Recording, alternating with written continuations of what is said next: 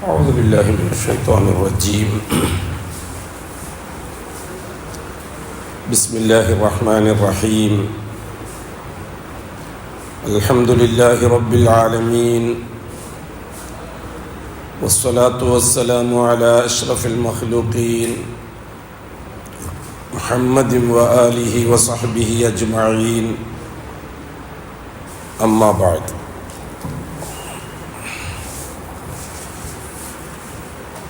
സഹോദരന്മാരെ, സഹോദരിമാരെ,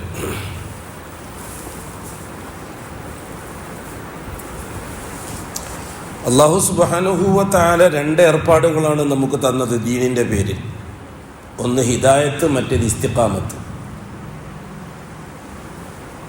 ഹിദായത്തിനെ സംബന്ധിച്ച് നാം വിശദീകരിച്ചിട്ടുണ്ട്. ഈ ദുനിയാവിൽ ജീവിക്കുന്ന സമയത്ത് ഒരു മനുഷ്യനുണ്ടാകുന്ന ആവശ്യങ്ങൾ അത് പൂർത്തിയാക്കാനുള്ള വസ്തുക്കളെ, അസ്ബാബുകൾ എന്നാണ് നാം പറയുക. വസ്തുക്കൾ, മെറ്റീരിയൽസ്, അത് കരസ്ഥമാക്കുന്നതിന് വേണ്ടി അള്ളാഹുവിനെ കൂടാതെ മറ്റൊരാളെയും ഇടപെടിപ്പിക്കാതെ അള്ളാഹുവിനെ മാത്രം ഇടപെടിപ്പിച്ച് അത് നടപ്പിലാകുന്നത് വരെ കാത്തിരിക്കുക എന്ന മാനസികാവസ്ഥ ആരിക്കൊണ്ടോ അവൻ ഹിദായത്ത് കിട്ടിയവനാണ്. പ്രയാസമുള്ള കാര്യമാണ്. ഹിദായത്ത് ഏത് സമയത്തും നഷ്ടപ്പെടാം, ഏത് സമയത്തും അത് സസ്പെൻഡ് ആവാം, ഡിസ്മിസ് ആവാം. അതാര് എന്നില്ല. അംബിയാ മുർസലീങ്ങൾക്ക് മാത്രമേ ഈ വിഷയത്തിൽ ഇസ്മത്തുള്ളൂ. ഹിദായത്ത് നിലനിർത്തിക്കൊണ്ടു പോകുന്ന വിഷയത്തിൽ അംബിയാ മുർസലീങ്ങൾക്ക് മാത്രമേ അല്ലാഹു തആല ഇസ്മത്ത് നൽകിയിട്ടുള്ളൂ. അവർ മഅസൂമീങ്ങൾ എന്ന് പറയുന്നത് അതുകൊണ്ടാണ്. ഒരു കാരണവശാലും അംബിയാ മുർസലീങ്ങളുടെ ഹിദായത്ത് സസ്പെൻഡ് ആകുകയോ ഡിസ്മിസ് ആകുകയോ ചെയ്യില്ല. അതേ സന്ദർഭത്തിൽ പരീക്ഷണത്തിന് വിധേയമാകും, കടുത്ത പരീക്ഷണത്തിന് വിധേയമാകും. വൈദിബുത്തല ഇബ്രാഹീമ റബ്ബുഹു. അല്ലാഹു സുബ്ഹാനഹു വ തആല ഇബ്രാഹീമിനെ പരീക്ഷിച്ചപ്പോൾ ഫഅത്തമ്മഹുൻ, എല്ലാ പരീക്ഷണത്തിലും 100 മാർക്ക് വാങ്ങി വിജയിച്ചു ഇബ്രാഹിം അലൈഹിസ്സലാത്തു വസ്സലാം. ഈ സന്ദർഭത്തിനാണ് അല്ലാഹു സുബ്ഹാനഹു വ തആല പറഞ്ഞത്, ഇന്നി ജാഇലുക ലിന്നാസി ഇമാമ. ലോകാവസാനം വരെ ഹിദായത്ത് ജനങ്ങൾക്ക് നിലനിർത്തിക്കൊണ്ടുപോകുന്നതിന് ആവശ്യമായ കാര്യങ്ങൾ പഠിപ്പിച്ച ഇമാമായിട്ട് നിങ്ങളെ ഞാൻ തീരുമാനിച്ചിരിക്കുന്നു എന്ന്. ഇന്നി ജാഇലുക ലിന്നാസി ഇമാമ. ആ ഇമാമത്ത് കിട്ടിയതിനോടൊപ്പം വേറൊരു യോഗ്യതയും കൂടി കിട്ടി. വത്തഖദല്ലാഹു ഇബ്രാഹീമ ഖലീല. ഇബ്രാഹിം അലൈഹി സ്വലാത്തു വസ്സലാമിനെ അല്ലാഹു തആല ഖലീലാക്കി. ഖലീൽ എന്ന് പറഞ്ഞാൽ കൂട്ടുകാരൻ എന്ന മലയാളത്തിലർത്ഥം. അത് 2-3 തസ്തികയിലുണ്ട്.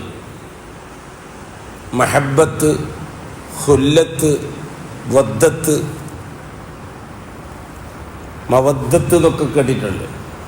മഹബ്ബത്ത് ഇത് സാദാ സീദാ സ്നേഹത്തിനാണ് മഹബ്ബത്ത് എന്ന് പറയുക, നോർമൽ സ്നേഹത്തിന്. പ്രത്യേകമായി വ്യക്തികൾ തമ്മിലുള്ള സ്നേഹത്തിനാണ് മവദ്ദത്ത് എന്ന് പറയുക. ഭാര്യ ഭർത്താവിനെ സ്നേഹിക്കുക, ഭർത്താവ് ഭാര്യയെ സ്നേഹിക്കുക, മാതാപിതാക്കൾ മക്കളെ സ്നേഹിക്കുക, മക്കൾ മാതാപിതാക്കളെ സ്നേഹിക്കുക, അതിന് മവദ്ദത്ത് എന്ന് പറയും. അതിന് ടോപ്പ് ലെവലിലുള്ളതാണ് ഖുല്ലത്ത്. അത് അടിമകളും അള്ളാഹുവും തമ്മിൽ മാത്രമുള്ളതിനാണ് ഖുല്ലത്ത് എന്ന് പറയുക. 2 ഖലീലേ ഉള്ളൂ അല്ലാഹു തആലക്ക്. ഒന്ന് അഷ്റഫുൽ ഖൽഖ് സല്ലല്ലാഹു അലൈഹി വസല്ലം, മറ്റൊന്ന് ഇബ്രാഹിം അലൈഹി സ്വലാത്തു വസ്സലാം. ഇബ്രാഹിം അലൈഹി സ്വലാത്തു വസ്സലാം അള്ളാഹിൻ്റെ ഖലീലാണ്. അഷ്റഫുൽ ഖൽഖ് സല്ലല്ലാഹു അലൈഹി വസല്ലം അള്ളാഹുവിൻ്റെ ഖലീലാണ്. ഇബ്രാഹിം അലൈഹി സ്വലാത്തു വസ്സലാം ഖലീലാണെന്നുള്ളത് ഖുർആൻ, അഷ്റഫുൽ ഖൽഖ് ഖലീലാണെന്നുള്ളത് ഹദീസ്. റസൂലുള്ളാഹി തങ്ങൾ പറഞ്ഞു, ഞാൻ അള്ളാഹുവിൻ്റെ ഖുല്ലത്തിലായിരുന്നില്ലെങ്കിൽ ലത്തഖദ്തു അബൂബക്കറിൻ ഖലീല, അബൂബക്കറിനെ ഞാൻ ഖലീലാക്കുമായിരുന്നു എന്ന് പറഞ്ഞു റസൂലുള്ളാഹി സ്വല്ലല്ലാഹു അലൈഹി വസല്ലം. റസൂലുള്ളാഹി സ്വല്ലല്ലാഹു അലൈഹി വസല്ലം തങ്ങൾക്ക് ഈ ദുനിയാവിൽ ആരെയും ഖലീലാക്കാൻ പറ്റുകയില്ല, അള്ളാഹുവിൻ്റെ ഖലീലായതുകൊണ്ട്. അഥവാ പറ്റുമായിരുന്നുവെങ്കിൽ ആ ഖലീൽ അബൂബക്കർ സിദ്ദീഖ് റളിയല്ലാഹു തആല അൻഹുമായിരുന്നു എന്ന് റസൂലുള്ളാഹി സ്വല്ലല്ലാഹു അലൈഹി വസല്ലം പറഞ്ഞു. അവർ തമ്മിൽ അത്ര സ്നേഹമാണ്. ഹസ്രത്ത് ഇബ്രാഹിം അലൈഹി സ്വലാത്തു വസ്സലാമിന് അല്ലാഹു തആല പരീക്ഷണങ്ങൾ നൽകിയത് ഹിദായത്തിനെ പരിശോധിക്കാനാണ്. അതിന് മാറ്റു കൂട്ടാൻ, അതിന് ദർജ കൂട്ടാൻ. പരീക്ഷിച്ചിട്ട് തോൽവിയും ചെയ്യുമ്പോൾ തീരുമാനിക്കാനല്ല, ദർജ കൂട്ടാൻ, ഇഹ്സാന്റെ ദർജയിലെത്തിക്കാൻ. വജഅൽനാ മിൻഹും അഇമ്മത്തൻ യഹ്ദൂന ബിഅംരിനാ ലമ്മാ സ്വബറു വകാനൂ ബിആയാതിനാ യൂഖിനൂൻ. വജഅൽനാ, നാം ആക്കി അവരിൽ നിന്ന് ചില ഇമാമീങ്ങളെ, മിൻഹും അഇമ്മത്തൻ, ചില ഇമാമുകളെ ആക്കി. അംബിയാ മുർസലീങ്ങളിൽ നിന്ന് ചിലരെ നാം ഇമാമുകളാക്കി, ഉന്നത പദവിയിലുള്ളവരാക്കി. ഉലുൽ അസ്മുകൾ എന്ന് കേട്ടിട്ടുണ്ടാവും നിങ്ങൾ. 313 മുർസലീങ്ങളെ കൂട്ടത്തിൽ 5 പേർക്ക് മാത്രമേ ഉലുൽ അസ്മിന്റെ സ്ഥാനമുള്ളൂ. അതുകൂടാതെ മറ്റു ചിലരെയും കൂടി കൂട്ടി അല്ലാഹു തആല ഇമാമുകളാക്കി, ലോകത്തിന്റെ ഇമാമുകൾ. എപ്പോഴും ലമ്മാ സ്വബറു, കടുകടുത്ത പരീക്ഷണത്തിന് വിധേയമായപ്പോൾ അവരതിനെ പൂർണ്ണമായി ക്ഷമിച്ച് കൈകാര്യം ചെയ്ത് 100 മാർക്കോടെ ജയിച്ചപ്പോൾ, വകാനൂ ബിആയാതിനാ യൂഖിനൂൻ, അവർ നമ്മുടെ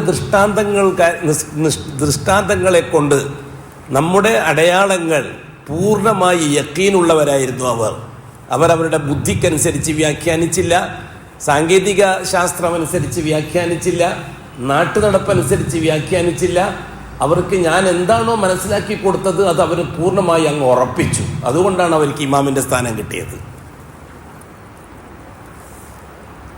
ബി അംരിനാ ലമ്മാ സ്വബറു വകാനൂ ബിആയാതിനാ യൂഖിനൂൻ. ഈ യഖീൻ എന്നുള്ളത് വല്ലാത്തൊരു കാര്യമാണ്. ഇന്നത്തെ കാലഘട്ടത്തിൽ മുഅ്മിനീങ്ങൾക്ക്, പ്രത്യേകിച്ചിട്ട് സെലഫികൾ, ആ വാക്ക് ശരിക്കും മനസ്സിലാക്കണം. സെലഫുകൾ, റസൂലുള്ളാഹി സ്വല്ലല്ലാഹു അലൈഹി വസല്ലം തങ്ങൾ, സഹാബാക്കൾ, താബിഈങ്ങൾ, തബൂ താബിഈങ്ങൾ, സെലഫുകൾ, പൂർവികന്മാർ. അതിൽ ഒന്നാമത് റസൂലുള്ളാഹ്, രണ്ടാമത് സഹാബു റസൂലില്ല, 3-4 സ്ഥാനങ്ങൾ താബിഈങ്ങൾ, തബൂ താബിഈങ്ങൾ. താബിഈങ്ങൾ സഹാബാക്കളെ കണ്ടവർ, തബൂ താബിഈങ്ങൾ താബിഈങ്ങളെ കണ്ടവർ. ഇവരാണ് സലഫുകൾ.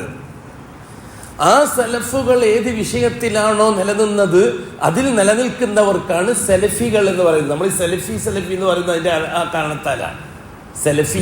സലഫിയ്യ് സലഫുകളിലേക്ക് ചേർക്കപ്പെട്ടവർ. മക്ക മക്കിയ്യ്, മദീന മദനിയ്യ്. അല്ലെ, നമ്മളങ്ങനെ ഈ നിസ്ബന്റെ യാകുന്ന പറയാ അറബി ശാസ്ത്രത്തിൽ. ആ യാഗിന് ചേർക്കാനുള്ള യാകുന്ന പറയാ. അപ്പൊ സലഫിയ്യ്, അത് മലയാളത്തിൽ പറഞ്ഞപ്പോൾ സലഫി ആയതാണ്. സലഫിയ്യ് ആണ്, സലഫുകളിലേക്ക് ചേർക്കപ്പെട്ടവർ. നമ്മൾ വളരെ ഗൗരവമായിട്ട് ആ വാക്ക് ഉപയോഗിക്കുമ്പോൾ ശ്രദ്ധിക്കണം, അത് കള്ളമാവരുത്. എത്രത്തോളം സലഫുകളിലേക്ക് നാം ചേർക്കപ്പെട്ടിട്ടുണ്ട് എന്ന് സലഫി എന്ന് പറയുന്നവരെല്ലാം ശ്രദ്ധിക്കണം. അത് വളരെ ഗൗരവമുള്ളൊരു വാക്കാണ്. അല്ലെങ്കിൽ അത് കളവ് പറഞ്ഞതായിട്ട് എഴുതപ്പെടും, അല്ലെങ്കിൽ സലഫുകളെ അവഹേളിച്ചവരായിട്ട് രേഖപ്പെടുത്തപ്പെടും. സലഫുകൾ എത്രത്തോളം നമുക്ക് അവരുമായിട്ട് ബന്ധമുണ്ടോ ആ അടിസ്ഥാനത്തിലാണ് നമ്മളെ സലഫി എന്ന് പറയാൻ പറ്റുക. മറ്റ് വ്യത്യസ്ത പേരുകളൊന്നും അറിയപ്പെട്ടിട്ടില്ല. സലഫുകൾക്ക് സലഫികൾ തന്നെ. കടുകടുത്ത പരീക്ഷണത്തിന് വിധേയമായപ്പോൾ അവരെ അല്ലാഹു സുബ്ഹാനഹു വ തആല ഇവിടെ ദർജക്കനുസരിച്ച് അവരെ ഉയർത്തിക്കൊണ്ടുവരികയും ചെയ്തു. അത് ഹിദായത്ത് പരിശോധിക്കാൻ വേണ്ടിയിട്ടാണ്. എത്രത്തോളം അതിൻ്റെ ലെവല് റെഡിയുണ്ട് എന്ന് നോക്കാൻ. നമ്മൾ മനസ്സിലാക്കുന്നത് എപ്പോഴും നബിമാർ എന്ന് പറഞ്ഞാൽ അവർ എപ്പോഴും ടോപ്പ് ലെവലിൽ ഇങ്ങനെ വിലസുന്നവരും, അനുയായികൾ എന്ന് പറഞ്ഞാൽ ആ ടോപ്പ് ലെവലിൽ വിലസുന്ന നബിമാരെ ഫോളോ ചെയ്ത് കഴിഞ്ഞുകൂടുന്നവരും എന്നൊരു ധാരണ നമുക്കുണ്ട്. അല്ല, നബിമാർ എന്ന് പറഞ്ഞാൽ ഏറ്റവും കൂടുതൽ പരീക്ഷിക്കപ്പെടുന്നവർ. വജഅൽനാ മിൻഹും അഇമ്മത്തൻ യഹ്ദൂന ബിഅംരിന, നമ്മുടെ കാര്യങ്ങളിൽ വഴി നടന്നവർ. അപ്പൊ അംബിയാ മുർസലീങ്ങളെ അല്ലാഹു സുബ്ഹാനഹു വ തആല വെച്ചിരിക്കുന്നത് എല്ലാം റെഡിയാക്കി 100% പാസ്സായി സർട്ടിഫിക്കറ്റും കൊടുത്തിട്ട് ഇനി ബാക്കിയുള്ളവരെ നന്നാക്കിക്കോ എന്ന് പറയാൻ വേണ്ടി വിട്ടുന്നായിരിക്കും തോന്നിപ്പോണ്ട. അംബിയാ മുർസലീങ്ങളൊക്കെ അങ്ങനെയല്ല. അംബിയാ മുർസലീങ്ങളെ റിസാലത്ത് ഒന്ന് അവരുടെ സ്വന്തം ഹിദായത്ത് നിലനിർത്താൻ, സ്വന്തം ഹിദായത്തിന് ഡാമേജ് വരാതെ അതിന് പൂർണ്ണതയിൽ തന്നെ സംരക്ഷിക്കാനും മറ്റുള്ളവർക്ക് ഹിദായത്തിന് സബബുമാകാനാണ് റസൂലുകൾ. ഏത് കാലഘട്ടത്തിൽ എന്ത് സംഭവങ്ങൾ നടന്നിട്ടുണ്ടെങ്കിലും ആദ്യമായിട്ട് ബാധകമാകുന്നതായിരിക്കാണ് അമ്പിയാ മുർസലീങ്ങൾക്കാണ്, നബി റസൂലുകൾക്കാണ് അത് ആദ്യമായിട്ട് ബാധകമാകുന്നത്. എന്നല്ലാതെ റസൂലുകളെ മാറ്റി നിർത്തിയിട്ട് ബാക്കിയുള്ളവളെ പരീക്ഷിക്കുക എന്നുള്ള രീതിയല്ല ഈ ദീനിന്റെ വിഷയത്തിൽ അള്ളാഹുവിന്റെ സുന്നത്ത്. ഏത് വിഷയം എടുത്തു നോക്കി, നൂഹ് നബി അലൈഹി സ്വലാത്തു വസ്സലാം അള്ളാഹുവിനോട് ദുആ ചെയ്തു, അള്ളാഹ് ഈ ഭൂമിയിൽ ദർഗയിൽ പോകുന്ന, ജാറത്തിൽ പോകുന്ന ഒരുത്തനെയും നീ ബാക്കി വെക്കണ്ട അല്ലാഹ്, ലാ തദർ അലൽ അർദി മിനൽ കാഫിരീന ദയ്യാറ. ആ കാലഘട്ടത്തിൽ ഏറ്റവും വലിയ കാഫിരീങ്ങൾ ദർഗയിൽ പോകുന്നവരായിരുന്നു. അവർ നിസ്കരിക്കുന്നവരായിരുന്നു, നോമ്പ് നോക്കുന്നവരായിരുന്നു, സക്കാത്ത് കൊടുക്കുന്നവരായിരുന്നു, ആദം അലൈഹി സ്വലാത്തു വസ്സലാമിന്റെ ശരീഅത്തനുസരിച്ച് ജീവിക്കുന്നവരായിരുന്നു. ആദം അലൈഹി സ്വലാത്തു വസ്സലാമിന്റെ തലമുറയിൽ 10 തലമുറ പ്യൂർ മുവഹിദുകളായി ജീവിച്ചതാ. 11ാമത്തെ തലമുറയിലാണ് ജാറങ്ങൾ വന്നത്. അവരെയാണ് അല്ലാഹു സുബ്ഹാനഹു വ തആല കാഫിർ എന്ന് വിളിച്ചത് ഖുർആൻ ശരീഫിൽ. വലിയ ഗ്യാപ്പൊന്നും ഇല്ല അവർ തമ്മിൽ. നമുക്കും അഷ്റഫുൽ ഖൽക്കിന്റെ കാലഘട്ടത്തിനും 1400 കൊല്ലത്തെ ഗ്യാപ്പുണ്ട്. ഒറ്റ തലമുറന്റെ ഗ്യാപ്പേ ഉള്ളൂ നൂഹ് നബിന്റെ ഖൗമിനും ആദം അലൈഹി സ്വലാത്തു വസ്സലാമിന്റെ ഖൗമിനും തമ്മിൽ ഒരു തലമുറയുടെ ഗ്യാപ്പേ ഉള്ളൂ. 10 തലമുറയെ പറ്റി റസൂലുള്ളാഹി പറഞ്ഞത് കുല്ലുഹും ഫി തൗഹീദ് എന്നാണ്. പ്യൂർ മുഅ്മിനീങ്ങളായിരുന്നു 10 തലമുറ. 11ാമത്തെ തലമുറയിലാണ് ശൈത്താൻ പ്രവേശിച്ചത് ജാറവുമായിട്ട്. ജാറത്തിന്റെ കാര്യം വളരെ ഗൗരവമായി എടുക്കണം എന്നാണ്. ജാറമാണ് ഇസ്ലാമിന്റെ ഷിർക്കിന്റെ അടിസ്ഥാന കേന്ദ്രം. ജാറങ്ങളാണ്, അല്ലാതെ അമ്പലോ ചർച്ചോ അതുപോലെയുള്ള സിനഗോഗുകളോ ഒന്നുമല്ല. ഷിർക്കിന്റെ അടിസ്ഥാന കേന്ദ്രം അള്ളാഹു നിശ്ചയിച്ചത് ജാറമാണ്.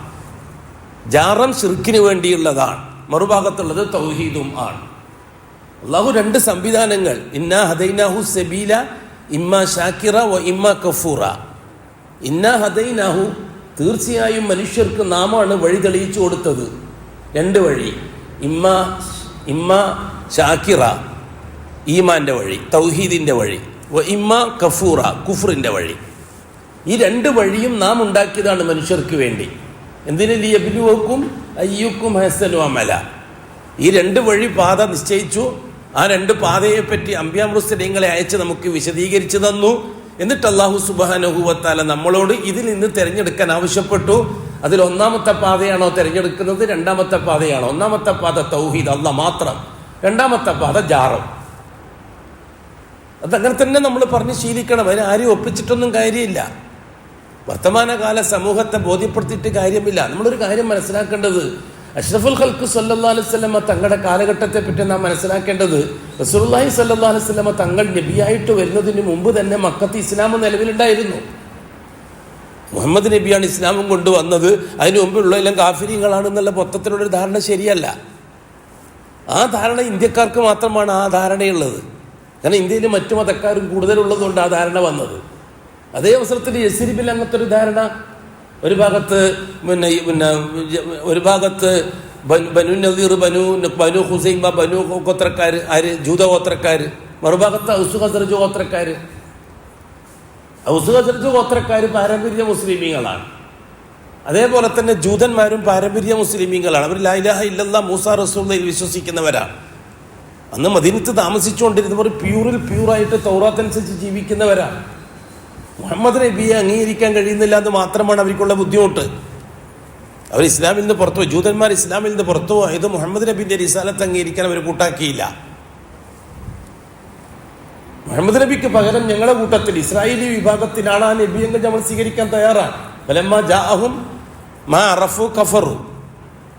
ജൂതന്മാർക്ക് വളരെ നന്നായിട്ട് അറിയാം മുഹമ്മദ് നബി നബിയാണ്, റസൂലാണ് എന്ന കാര്യം. അത് തൗറാത്ത് വായിച്ചിട്ട് അബ്ദുല്ലാഹിബിൻ സലാം ആ കാര്യം നമുക്ക് വളരെ കൃത്യമായിട്ട് പറഞ്ഞു തന്നിട്ടുണ്ട്. അബ്ദുല്ലാഹിബിൻ സലാം എന്ന് പറഞ്ഞ ആളാണ് ജൂതമതത്തിൽ നിന്ന് ഇസ്ലാമിലേക്ക്, മദീനത്ത് നിന്ന് ഇസ്ലാമിലേക്ക് വരുന്ന ആദ്യത്തെ മുസ്ലിം അബ്ദുല്ലാഹിബിൻ സലാമാണ്. അവരാട്ടെ ജൂതമതത്തിലെ അഗ്രഗണ്യനായ ഒരു പണ്ഡിതനാണ്. അവർക്ക് തൗറാത്ത് പഠിപ്പിച്ചു കൊടുക്കുക, തൗറാത്ത് വായിച്ചു കൊടുക്കുക, തൗറാത്ത് പാരായണം ചെയ്യുക, അതിന് ക്ലാസ് എടുക്കുക. നമ്മുടെ ഖുർആൻ ക്ലാസ്, ഹദീസ് ക്ലാസ് എന്നൊക്കെ പറയും പോലെ തൗറാത്ത് ക്ലാസ്സും മൂസാ നബിന്റെ ഹദീസ് ക്ലാസ്സും, അതാണ് നമ്മുടെ ജോലി. ആ തൗറാത്തിൽ നിന്ന് പലതവണയായിട്ട് മുഹമ്മദ് നബിന്റെ വരവിനെ സംബന്ധിച്ച് വളരെ കൃത്യമായി മനസ്സിലാക്കിയത് കൊണ്ടാണ് മദീനത്തെത്തിയ ഉടനെ തന്നെ അബ്ദുല്ലാഹിബിൻ സലാം അഷ്റഫുൽ ഖൽക്കിനെ കാണാൻ വരികയും റസൂലുള്ളാഹി തങ്ങളുമായി ബന്ധപ്പെടുകയും ഇസ്ലാമിലേക്ക് വരികയും ചെയ്തത്. ഹുസൈൻ ബിൻ സലാം എന്ന അദ്ദേഹത്തിൻ്റെ ആദ്യത്തെ പേര്, അത് അള്ളാഹുവിൻ്റെ റസൂലാണ് അബ്ദുല്ലാഹി ബിൻ സലാം എന്നാക്കി മാറ്റിയത്. പ്യൂർ ഇസ്ലാം നിലനിൽക്കുന്ന സമയമായിരുന്നു അത്. ഹിദായത്തും ഇസ്തിഖാമത്തും നമുക്കൊരു വിഷയമാണ്. എല്ലാ കാലഘട്ടത്തിലും അങ്ങനെ തന്നെ. മക്കത്ത് ജീവിച്ച ഖുറൈശികളും അതേപോലെ ഇബ്രാഹിം അലൈഹി സ്വലാത്തു വസ്സലാമിൻ്റെ ശരീഅത്തും മില്ലത്തും അനുസരിച്ച് ജീവിച്ചവരാണ്. അവർ ഇബ്രാഹിമി മുസ്ലിമീങ്ങളാണ്. അവർ ഇബ്രാഹിമിയത്ത് സ്വീകരിച്ചവർ. മില്ലത്ത് ഇബ്രാഹിം, ഖുർആൻ ശരീഫാണ്, വത്തബിഇ മില്ലത്ത ഇബ്രാഹിം ഹനീഫ. ഇബ്രാഹിമി മില്ലത്ത് ഫോളോ ചെയ്യാൻ നമ്മളോട് അല്ലാഹു തആല ആവശ്യപ്പെട്ടിട്ടുണ്ട്. എന്നുവെച്ചാൽ ദുർബലപ്പെട്ടിട്ടില്ല എന്നല്ലേ എൻ്റെ അർത്ഥം. ഇബ്രാഹിം അലൈഹി സ്വലാത്തു വസ്സലാമിൻ്റെ മില്ലത്ത് അന്ന് ഖുറൈശി കൂട്ടത്തിനിടയിലും ദുർബലപ്പെടുത്തിയിട്ടില്ല. ദുർബലപ്പെടുത്താത്തതുകൊണ്ടാണ് ഖുർആൻ അല്ലാഹു തആല വത്തബിഇ മില്ലത്ത ഇബ്രാഹിം എന്ന് ഇബ്രാഹിം അലൈഹി സ്വലാത്തു വസ്സലാമിൻ്റെ മില്ലത്ത് നിങ്ങൾ ഫോളോ ചെയ്യണമെന്ന് അല്ലാഹു തആല റസൂലുള്ളാഹി തങ്ങളോട് കൽപ്പിച്ചത് അതുകൊണ്ടാണ്. കാരണം മില്ലത്തു ഇബ്രാഹിമിൽ പിന്നീട് വന്ന പുരോഹിതന്മാർ കൂട്ടിച്ചേർത്ത കടത്തിക്കൂട്ടിയ ദുരാചാരങ്ങളെ ഇല്ലാതാക്കാനാണ് റസൂലുള്ളാഹി സ്വല്ലല്ലാഹു അലൈഹി വസല്ലം നബിയായിട്ട് വരുന്നത്. നമ്മുടെ മുഹമ്മദ് നബി സല്ലല്ലാഹു അലൈഹി വസല്ലം റസൂലായിട്ട് വരുന്നത് പുതിയ ദീനുണ്ടാക്കാനല്ല. എപ്പോൾ നമ്മൾ മനസ്സിലാക്കണം. ഖുറൈശികളുടെ കൂട്ടത്തിൽ 4 വിഭാഗങ്ങൾ ഉണ്ടായിരുന്നു. ഒന്ന് പ്യൂർ മുസ്ലിമീങ്ങൾ, അവർ സ്വർഗത്തിലാണ് എന്ന് റസൂലുള്ളാഹി തങ്ങൾ പറഞ്ഞിട്ടുണ്ട്. പക്ഷെ അന്ന് റസൂലുള്ളാഹി തങ്ങൾ നബിയായിട്ടില്ല, റസൂലായിട്ടില്ല. റസൂലുള്ള ജനിക്കുന്നതിന് മുമ്പേ ഉള്ള ആൾക്കാരെ പറ്റിയും അവർ മുസ്ലിമീങ്ങളാണെന്നും അവർ സ്വർഗത്തിലാണെന്നും റസൂലുള്ളാഹി തങ്ങൾ പറഞ്ഞിട്ടുണ്ട്. അതിൽപ്പെട്ട ഒരാളാണ് വർഖത്ത് ബിൻ നൗഫൽ. ഖദീജ ബിബിന്റെ വച്ചാപ്പാന്റെ മോനാണ് വർഖത്ത് ബിൻ നൗഫൽ. അദ്ദേഹം മുസ്ലിമാണ്. അദ്ദേഹം തൗറാത്തും ഇഞ്ചീലും അനുസരിച്ച് പ്യൂർ മുവഹിദായി ജീവിച്ച ആളാണ്. ലാ ഇലാഹ ഇല്ലല്ലാഹ് മൂസ റസൂലുള്ളാഹ്, ലാ ഇലാഹ ഇല്ലല്ലാഹ് ഈസാ റസൂലുള്ളാഹ്. അത് നന്നായിട്ട് അറിയുന്ന പണ്ഡിതനായിരുന്നു വർഖത്ത് ബിൻ നൗഫൽ. ആ വർഖത്ത് ബിൻ നൗഫലിന്റെ അടുക്കലേക്കാണ് ഖദീജ ബീബി റസൂലുള്ളാഹിനെ കൂട്ടിയിട്ട് പോയത്. ഹിറാ പർവ്വതത്തിന്റെ ഗുഹയിൽ വഹി കിട്ടിയപ്പോൾ പേടിച്ച് വിറച്ച് വീട്ടിൽ വന്ന് ജമ്മിലീനി ആ ഖദീജ എനിക്ക് പുറപ്പെട്ട് മൂടിത്താ, എനിക്ക് വല്ലാതെ വിറക്കുന്നു എന്ന് പറഞ്ഞിട്ട് പുറപ്പെട്ട് മൂടിക്കിടന്ന് ഭയങ്കരമായ ബേജാറായി അല്പം ശാന്തമായപ്പോൾ ഖദീജ ബിബി റസൂലുള്ളാഹിനെയും കൂട്ടിയിട്ട് പോയത് നേരെ വർഖത്ത് ബിൻ നൗഫലിന്റെ അടുത്തേക്കലേക്കാണ്. അപ്പോൾ വർഖത്ത് ബിൻ നൗഫലിനോട് പോയിട്ട് വിഷയങ്ങൾ പറഞ്ഞപ്പോൾ അന്ന് കൂടായിട്ട് പറഞ്ഞ എന്താ, പേടിക്കണ്ട മുഹമ്മദ്, മൂസാ നബിന്റെ അടുക്കൽ വന്ന നാമൂസ് തന്നെയാണ് നിങ്ങളടുത്ത് വന്നിരിക്കുന്നത്. എന്ന് വെച്ചാൽ ജിബ്രീൽ തന്നെയാണ് നിങ്ങളടുത്ത് വന്നിരിക്കുന്നത്. അത്ര പ്യൂറായിട്ട് ഇസ്ലാമിനെ പറ്റി വർഖത്ത് ബിൻ നൗഫലിനെ അറിയാം. അവിടെ ഒന്നും ബേജാറാവണ്ട. നിങ്ങൾക്കൊരു ദൗത്യം അല്ലാഹു ഏൽപ്പിച്ചിരിക്കുകയാണ്. ആ ദൗത്യവുമായി നിങ്ങൾ മുന്നോട്ട് പോകും. ഈ നാട്ടുകാർ നിങ്ങളെ പുറത്താക്കും. ആ സമയത്ത് ഞാൻ ഉണ്ടെങ്കിൽ നിങ്ങൾക്ക് നല്ല പിൻബലം ഞാൻ തരും. നിങ്ങൾ ഈ സമൂഹത്തിന്റെ നേതാവാണ്, നബിയാണ്. അപ്പൊ റസൂലുള്ളാഹി തങ്ങൾ ചോദിക്കുന്നു വർഖത്ത് ബിൻ നൗഫലിനോട്, അപ്പൊ മുഖ്രിജിയ, ഞാൻ ഈ നാട്ടിൽ നിന്ന് പുറത്താക്കപ്പെടുകയോ? ഞാൻ ഈ അവസ്ഥയിൽ ഞാൻ അമീന, എല്ലാവർക്കും വേണ്ടപ്പെട്ട ആളാണ്, സത്യസന്ധൻ, വിശ്വസ്തൻ എന്നാണ് അവരെന്നെ വിളിക്കാറ്. അവരെ പൈസയല്ല എൻ്റെ അടുത്താ സൂക്ഷിക്കാൻ തരല്. അഷ്റഫുൽ ഖൽഖ് ആ കാലഘട്ടത്തിലൊരു ബാങ്കായിരുന്നു. അബൂജഹൽ, ഉത്ബത്ത്, ഷൈബത്ത് അടക്കമുള്ളവർ പൈസ സൂക്ഷിക്കാൻ കൊടുക്കുക നബി സല്ലല്ലാഹു അലൈഹി വസല്ലം തങ്ങളുടെ കയ്യിലാണ്. നമ്മളെപ്പോഴും മനസ്സിലാക്കേണ്ടത് ഇന്നത്തെ മാതിരി പരസ്പര അടിയല്ല അന്നുള്ളത്, ആദർശപരമായ ജിഹാദാണ് അന്നുള്ളത്. എന്നുവെച്ചാൽ കുടുംബ ബന്ധത്തിനോ അല്ലെങ്കിൽ സാഹോദര്യ ബന്ധത്തിനോ ഒന്നും ഒരു കുഴപ്പമുണ്ടായിട്ടില്ല. ആദർശ രംഗത്ത് വളരെ തീവ്രമായ നയം, കുടുംബരംഗത്തും മാനുഷിക രംഗത്തും വളരെ സുന്ദരമായ നയം. നമ്മളെപ്പോൾ മനസ്സിലാക്കേണ്ട വിഷയം അതാണ്. റസൂലുള്ളാഹി സ്വല്ലല്ലാഹു അലൈഹി വസല്ലം തങ്ങൾ ദഅവത്തിന് പോകുമ്പോൾ ഒന്നിച്ചാരെയാ കൂട്ടുക?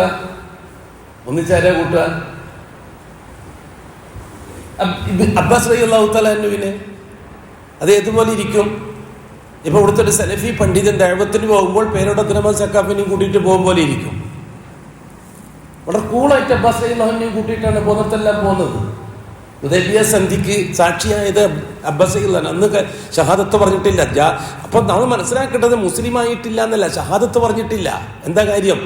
അള്ളാഹു അല്ലാത്ത അള്ളാഹുവിനോടൊപ്പം ഔലിയാക്കളെ തള്ളാൻ അബ്ബാസിന് കഴിയുന്നില്ല. ആ ഒരു വിഷയത്തിൽ മാത്രമേ ഉള്ളൂ അഭിപ്രായ വ്യത്യാസം. എന്നിട്ടോ റസൂലുള്ളാഹി സ്വല്ലല്ലാഹു അലൈഹി വസല്ലം തങ്ങളെ സംരക്ഷിക്കുന്നത് അബ്ബാസ് റളിയല്ലാഹു അൻഹു ആണ്. ഇവിടുത്തെ ഒരു ഷീഈ ഒരു നേതാവ് ഇവിടുത്തെ ഒരു സലഫി പണ്ഡിതനെ സംരക്ഷിക്കുന്നത് പോലെ ചരിത്രം നമ്മൾ ആ രീതിയിൽ തന്നെ കാണാം. നമ്മൾ എല്ലാവരും ഭയങ്കരമായ ശത്രുതയിലും വളരമായ അതെങ്കിലും മറ്റുള്ള മതക്കാർ മാത്രം പുറത്തുള്ളവർ, ബാക്കിയുള്ളവരെല്ലാം ഉള്ളിലുള്ളവർ, എങ്ങനെ ആ രീതിക്ക് നമ്മൾ ആദർശ രംഗത്തും സഹകരിച്ച് അതേ അവസരത്തിൽ അബ്ബാസ് റളിയല്ലാഹു അൻഹുവിനെ ഇമാമാക്കിയിട്ട് നിർത്തി തുടരുന്ന പ്രശ്നമേ റസൂലുള്ളാഹി തങ്ങൾക്കില്ല. ഒരു കാരണവശാലും അബ്ബാസിനെ തുറന്ന് നിസ്കരിക്കൂല റസൂലുള്ളാഹി സ്വല്ലല്ലാഹു അലൈഹി വസല്ലം. അങ്ങനെ ആദർശ രംഗത്തൊരു സഹകരണവും ഇല്ല. വളരെ തീവ്രവും ശക്തവുമായ നടപടിയാണ് ആദർശ രംഗത്ത്. മാനുഷിക രംഗത്ത്, കുടുംബരംഗത്ത് പരിഗണിക്കാം. അബൂ താലിബ് എല്ലാമാണ് ആ കാലഘട്ടത്തിലെ. പക്ഷെ അഷ്റഫുൽ ഹൽക്ക് അബൂ താലിബിനെ തുറന്നു നിസ്കരിക്കുകയില്ല. അബൂ താലിബ് അവിടുത്തെ മുത്തവല്ലിയാണ്. മാസപ്പിറവി അബൂ താലിബ് പ്രഖ്യാപിച്ച റജബ് മാസം, മുഹറം മാസം, മുഹറം 10 ആശൂറ നോമ്പ് റസൂലുള്ളാഹി തങ്ങൾ നോക്കൂല. കഅബാലയത്തിലെ മുത്തവല്ലി അബൂ താലിബാണ്. അബൂ താലിബാണ് കഅബാലയത്തിൽ നടക്കുന്ന അഅമാലുകളെ തീരുമാനിക്കുന്നത്. ഹജ്ജിന് നേതൃത്വം കൊടുക്കാൻ ആളെ നിശ്ചയിക്കുന്നത്, ഉംറക്ക് നേതൃത്വം കൊടുക്കാൻ ആളെ നിശ്ചയിക്കുന്നത് അബൂ താലിബാണ്. പക്ഷെ അത് അള്ളാന്റെ റസൂൽ അംഗീകരിക്കൂല. അള്ളാഹ് റസൂൽ സെപ്പറേറ്റ് ആയിട്ട് പോകും ഹജ്ജിന്. അപ്പൊ പാരമ്പര്യ മുസ്ലിമീങ്ങൾ നൂറുകണക്കിന് ആൾ ഹജ്ജിന് പോകും. ആ കൂട്ടത്തിൽ റസൂലുള്ളാഹി തങ്ങൾ പോകില്ല. അതുകൊണ്ടാണ് അഷ്റഫുൽ ഹജ്ജ് ലാസ്റ്റിലേക്ക് നീട്ടി വെച്ചത്.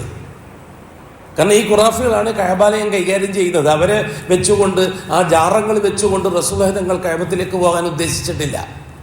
അങ്ങനെ മക്കം ഫത്ഹിന്റെ സമയത്ത് അതെല്ലാം ക്ലിയറാക്കി പ്യൂർ തൗഹീദിന്റെ നാടായതിനു ശേഷമാണ് റസൂലുള്ളാഹി ഹജ്ജിന് പോകുന്നത്. നമ്മൾ ചരിത്രം വളരെ ഗഹനമായി പഠിച്ചേ പറ്റൂ. മക്കം ഫത്ഹിന് ശേഷമല്ലേ ഹജ്ജ് നടക്കുന്നത്. റസൂലുള്ളാഹി ഹജ്ജത്തുൽ വിദാ, അവസാനത്തെ ഹജ്ജ്. ആകാശത്തിലൊക്കെ ഒറ്റ ഹജ്ജേ ചെയ്തിട്ടുള്ളൂ. മക്ക മുക്കറമ ജാറങ്ങൾ മുഴുവൻ 313 ജാറങ്ങളൊക്കെ ഇടിച്ച് തകർത്ത് തരിപ്പണമാക്കി തൗഹീദിന്റെ പ്രഖ്യാപനം നടന്ന് ഇബ്രാഹിം നബിന്റെ ഇസ്മായിൽ നബിന്റെയും ചിത്രം കഅബത്തിന്റെ ഉള്ളിൽ സുന്ദരമായി വരച്ചിട്ട് അതിനെ പൂജിക്കുകയായിരുന്നു അവർ. അതൊക്കെ റസൂലുള്ളാഹിന്റെ തിരുകൈ കൊണ്ട് തുണി വെള്ളത്തിൽ മുക്കിയിട്ട് തുടച്ച് വൃത്തിയാക്കിയ റസൂലുള്ളാഹി തന്നെ സ്വന്തം വൃത്തിയാക്കി കഅബത്തിന്റെ ഉള്ളിലുള്ള ജാറങ്ങളൊക്കെ. പുറത്തുള്ളവരൊക്കെ സഹാബാക്ക് റളിയല്ലാഹുവിനോട് പറഞ്ഞ എല്ലാം പൊളിച്ചുകളാണ്. അങ്ങനെ പ്യൂർ തൗഹീദിന്റെ വീടായി പ്രഖ്യാപിച്ചു. ആലോചിച്ചൊക്കെ കാലഘട്ടത്തെ, ഇന്നത്തെ കാലഘട്ടവുമായിട്ട് ബന്ധപ്പെടുത്തിയിട്ട് ആ കാലഘട്ടത്തെ ഒന്ന് മനസ്സിൽ സ്വരൂപിച്ചു നോക്കിയേ. എന്നിട്ട് നമുക്ക് മനസ്സിലാകാത്ത എന്തുകൊണ്ടാണ്? എന്നിട്ട് റസൂലുള്ളാഹി സ്വല്ലല്ലാഹു അലൈഹി വസല്ലം തങ്ങൾ മദീനയിലേക്ക് തിരിച്ചുപോയി. എല്ലാം ക്ലിയർ ആയതിനു ശേഷം അള്ളാഹുവിന്റെ കൽപ്പന വന്നു ഹജ്ജിന് പോകാൻ.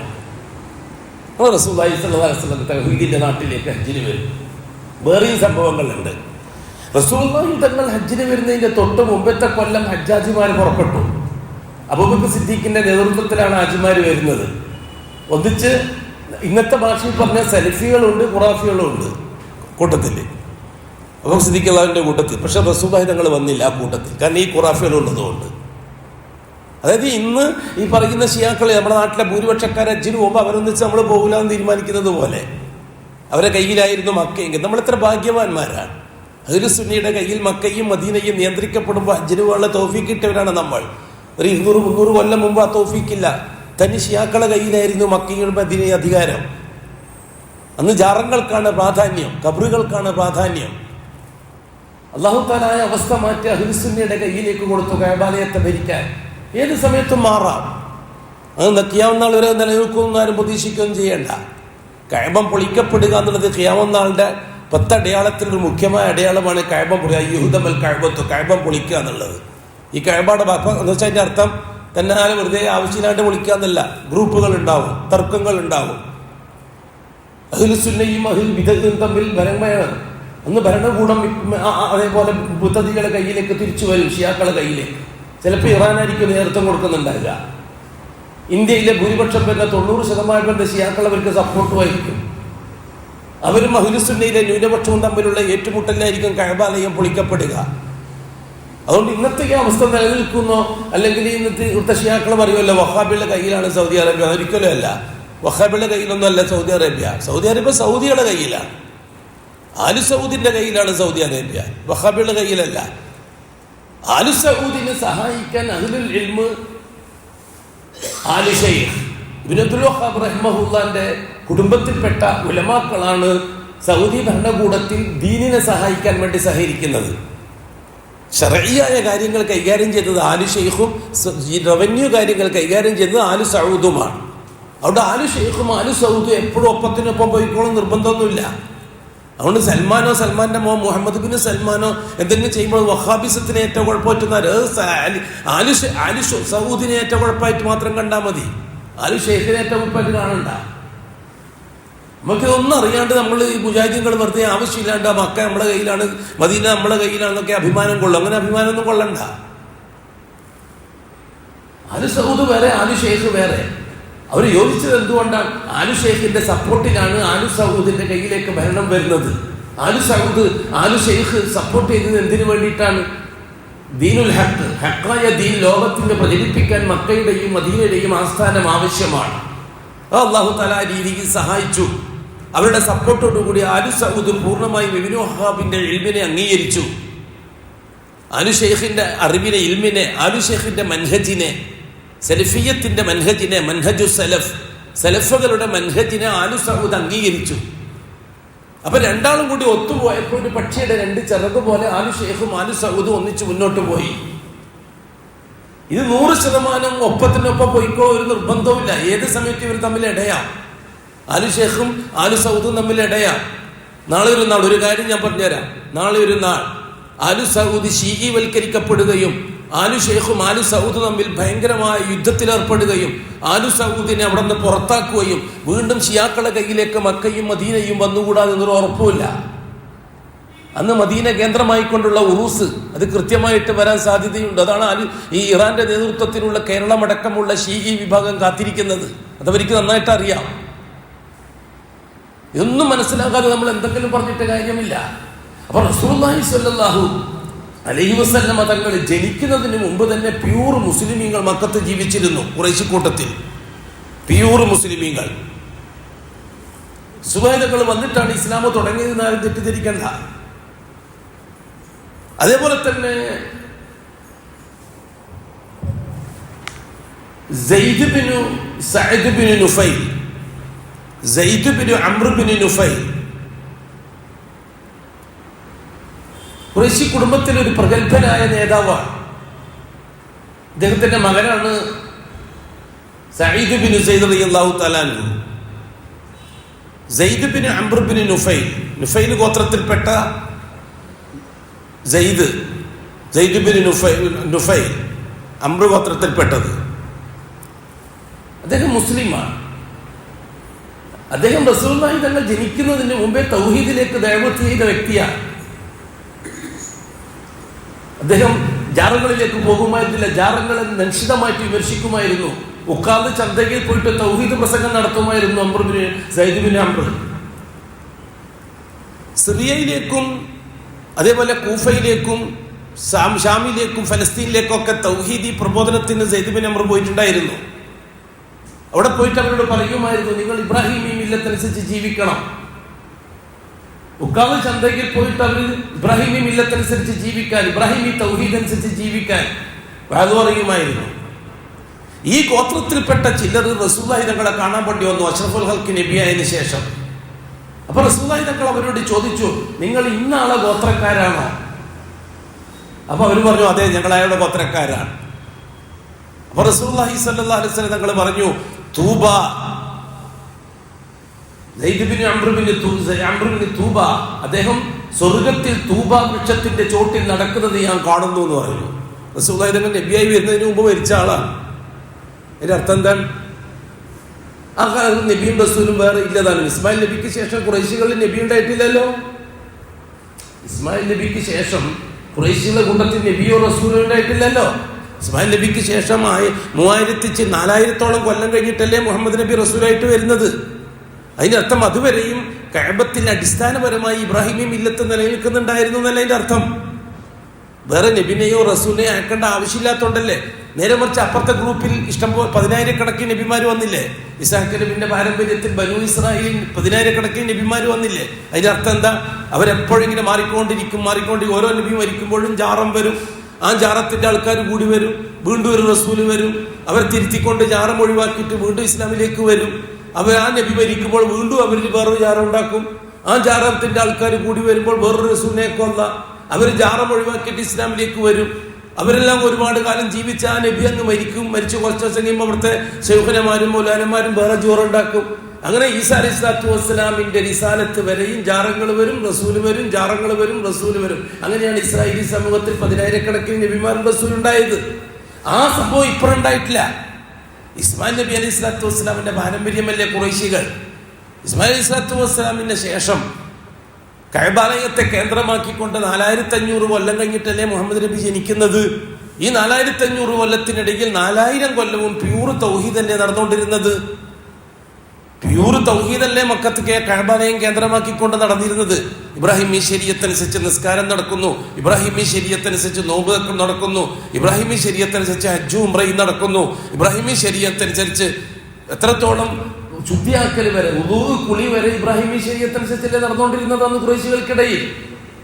നമ്മളിതൊന്നും മനസ്സിലാക്കാതെ ഒരു പുതിയ മതവുമായിട്ട് റസൂല വന്നൊന്നും അതിന് പ്രചരിപ്പിക്കാൻ തുടങ്ങിക്കഴിഞ്ഞാൽ ഈ സമൂഹത്തിന് എങ്ങനെ രക്ഷപ്പെടുത്താൻ പറ്റുക? അപ്പൊ ഒരു വിഭാഗം അവരാണ് പ്യൂർ മുസ്ലിമീങ്ങളായി ജീവിച്ചവർ. റസൂലുള്ളാഹി സ്വല്ലല്ലാഹു അലൈഹി വസല്ലം നബിയും റസൂലുമായിട്ട് വരുമ്പോൾ അവിടെ ഉണ്ടായിരുന്ന വിഭാഗങ്ങളിൽ ഒന്നാമത്തെ വിഭാഗം പ്യൂർ മുസ്ലിമീങ്ങളായിരുന്നു. അവരുടെ കൂട്ടത്തിൽ പലരും ഉണ്ടായിരുന്നു. പല വ്യക്തികളെയും ഹദീസിന്റെ കിതാബുകളിൽ കാണാം പ്യൂർ മുസ്ലിമായി ജീവിച്ച് മരിച്ചവർ, മുഹമ്മദ് നബിയുടെ റിസാലത്തും നുബുവത്തും ഇല്ലാതെ തന്നെ. രണ്ടാമത്തെ ഒരു വിഭാഗം ജാറങ്ങളിൽ കിടക്കുന്ന ഔലിയാക്കളോടുള്ള അമിതമായ സ്നേഹം. ആ സ്നേഹത്തിലൂടെയാണ് അള്ളാഹു നമ്മളെ സഹായിക്കുന്നത് എന്ന വിശ്വാസം. അതാണ് രണ്ടാമത്തെ വിഭാഗം. ഖുറൈശികളുടെ കൂട്ടത്തിൽ രണ്ടാമത്തെ വിഭാഗം അവര് റസൂലുള്ളാഹി തങ്ങളെ എതിർക്കുന്നത്, റസൂലുള്ളാഹി തങ്ങളെ ദഅവത്തിന് എതിരാകുന്നത് ഔലിയാക്കളോടുള്ള അമിതമായ സ്നേഹത്തിന്റെ പേരിലാണ്. ഔലിയാക്കൾ ഇല്ലാതെ കാര്യങ്ങൾ നടക്കുകയില്ല എന്നവരെ പുരോഹിതന്മാരവരെ പഠിപ്പിച്ചിട്ടുണ്ട്. അബൂതാലിബിനെ പോലെയുള്ളവർ അങ്ങനെയാണ് പ്രസംഗിച്ചുകൊണ്ടിരുന്നത്. അന്നത്തെ പ്രാസംഗികന്മാരെല്ലാം അങ്ങനെയാണ് പ്രസംഗിച്ചത്. അഗ്രഗണ്യന്മാരായ പ്രാസംഗികന്മാരുണ്ടായിട്ടില്ലെന്ന് ഖുറൈശി കൂട്ടത്തില്. അപ്പൊ ഔലിയാക്കന്മാരില്ലാതെ എങ്ങനെ കാര്യങ്ങൾ നടക്കും എന്ന വിശ്വാസക്കാരായിരുന്നു അവര്. ഔലിയാക്കൾ ഉണ്ടെങ്കിൽ മാത്രമേ അള്ളാഹു നമുക്ക് എന്തെങ്കിലും കാര്യങ്ങൾ ചെയ്തു തരുള്ളൂ. അവർ അള്ളാഹു വിശ്വസിക്കുന്നവരും അള്ളാഹു റബ്ബാണെന്ന് അംഗീകരിക്കുന്നവരും കാര്യങ്ങളൊക്കെ നടക്കുന്നത് അള്ളാഹിനെ കൊണ്ടാണെന്ന് പൂർണ്ണമായി അംഗീകരിക്കുന്നവരുമാണ്. പക്ഷെ ഔലിയാക്കൾ വേണം. അത് ഖുർആൻ തന്നെ പറഞ്ഞ വിഷയമല്ലേ? ഖുർആൻ തന്നെ വിഷയം തന്നെയല്ലേ? അള്ളാഹു താല ചോദിക്കാൻ പറയുന്നു റസൂലുള്ളാഹി തങ്ങളോട്. അവർ വളരെ കൃത്യമായിട്ട് പറഞ്ഞല്ലോ, നിങ്ങൾ എന്തിനാണ് ഈ അള്ളാഹു അല്ലാത്തവരെ നിങ്ങൾ ഇടക്ക് നിർത്തുന്നത്? എന്തിനാണ് ഇടക്ക് നിർത്തുന്നത്? എന്തിനാണ്? അത്രയുള്ള വിഷയം. അള്ളാഹു അല്ലാത്തവരെ നിങ്ങൾ അള്ളയാക്കുന്നത് എന്തിനാണെന്ന് ചോദിച്ചിട്ടില്ല. അള്ളാഹു അല്ലാത്തവരെ നിങ്ങൾ ഇടയിൽ നിർത്തുന്നത് എന്തിനാണ്? നിങ്ങൾ എന്തിനാണ് അള്ളാഹു അല്ലാത്തവരെ അള്ളയാക്കുന്നത് എന്ന് ചോദിച്ചിട്ടില്ല. നിങ്ങൾ എന്തിനാണ് അള്ളാഹു അല്ലാത്തവരെ ഇലാഹാക്കുന്നത് എന്നാണ് ചോദിച്ചത്. ശരിക്കും മനസ്സിലാകുന്നുണ്ടോ പറയുന്നത്?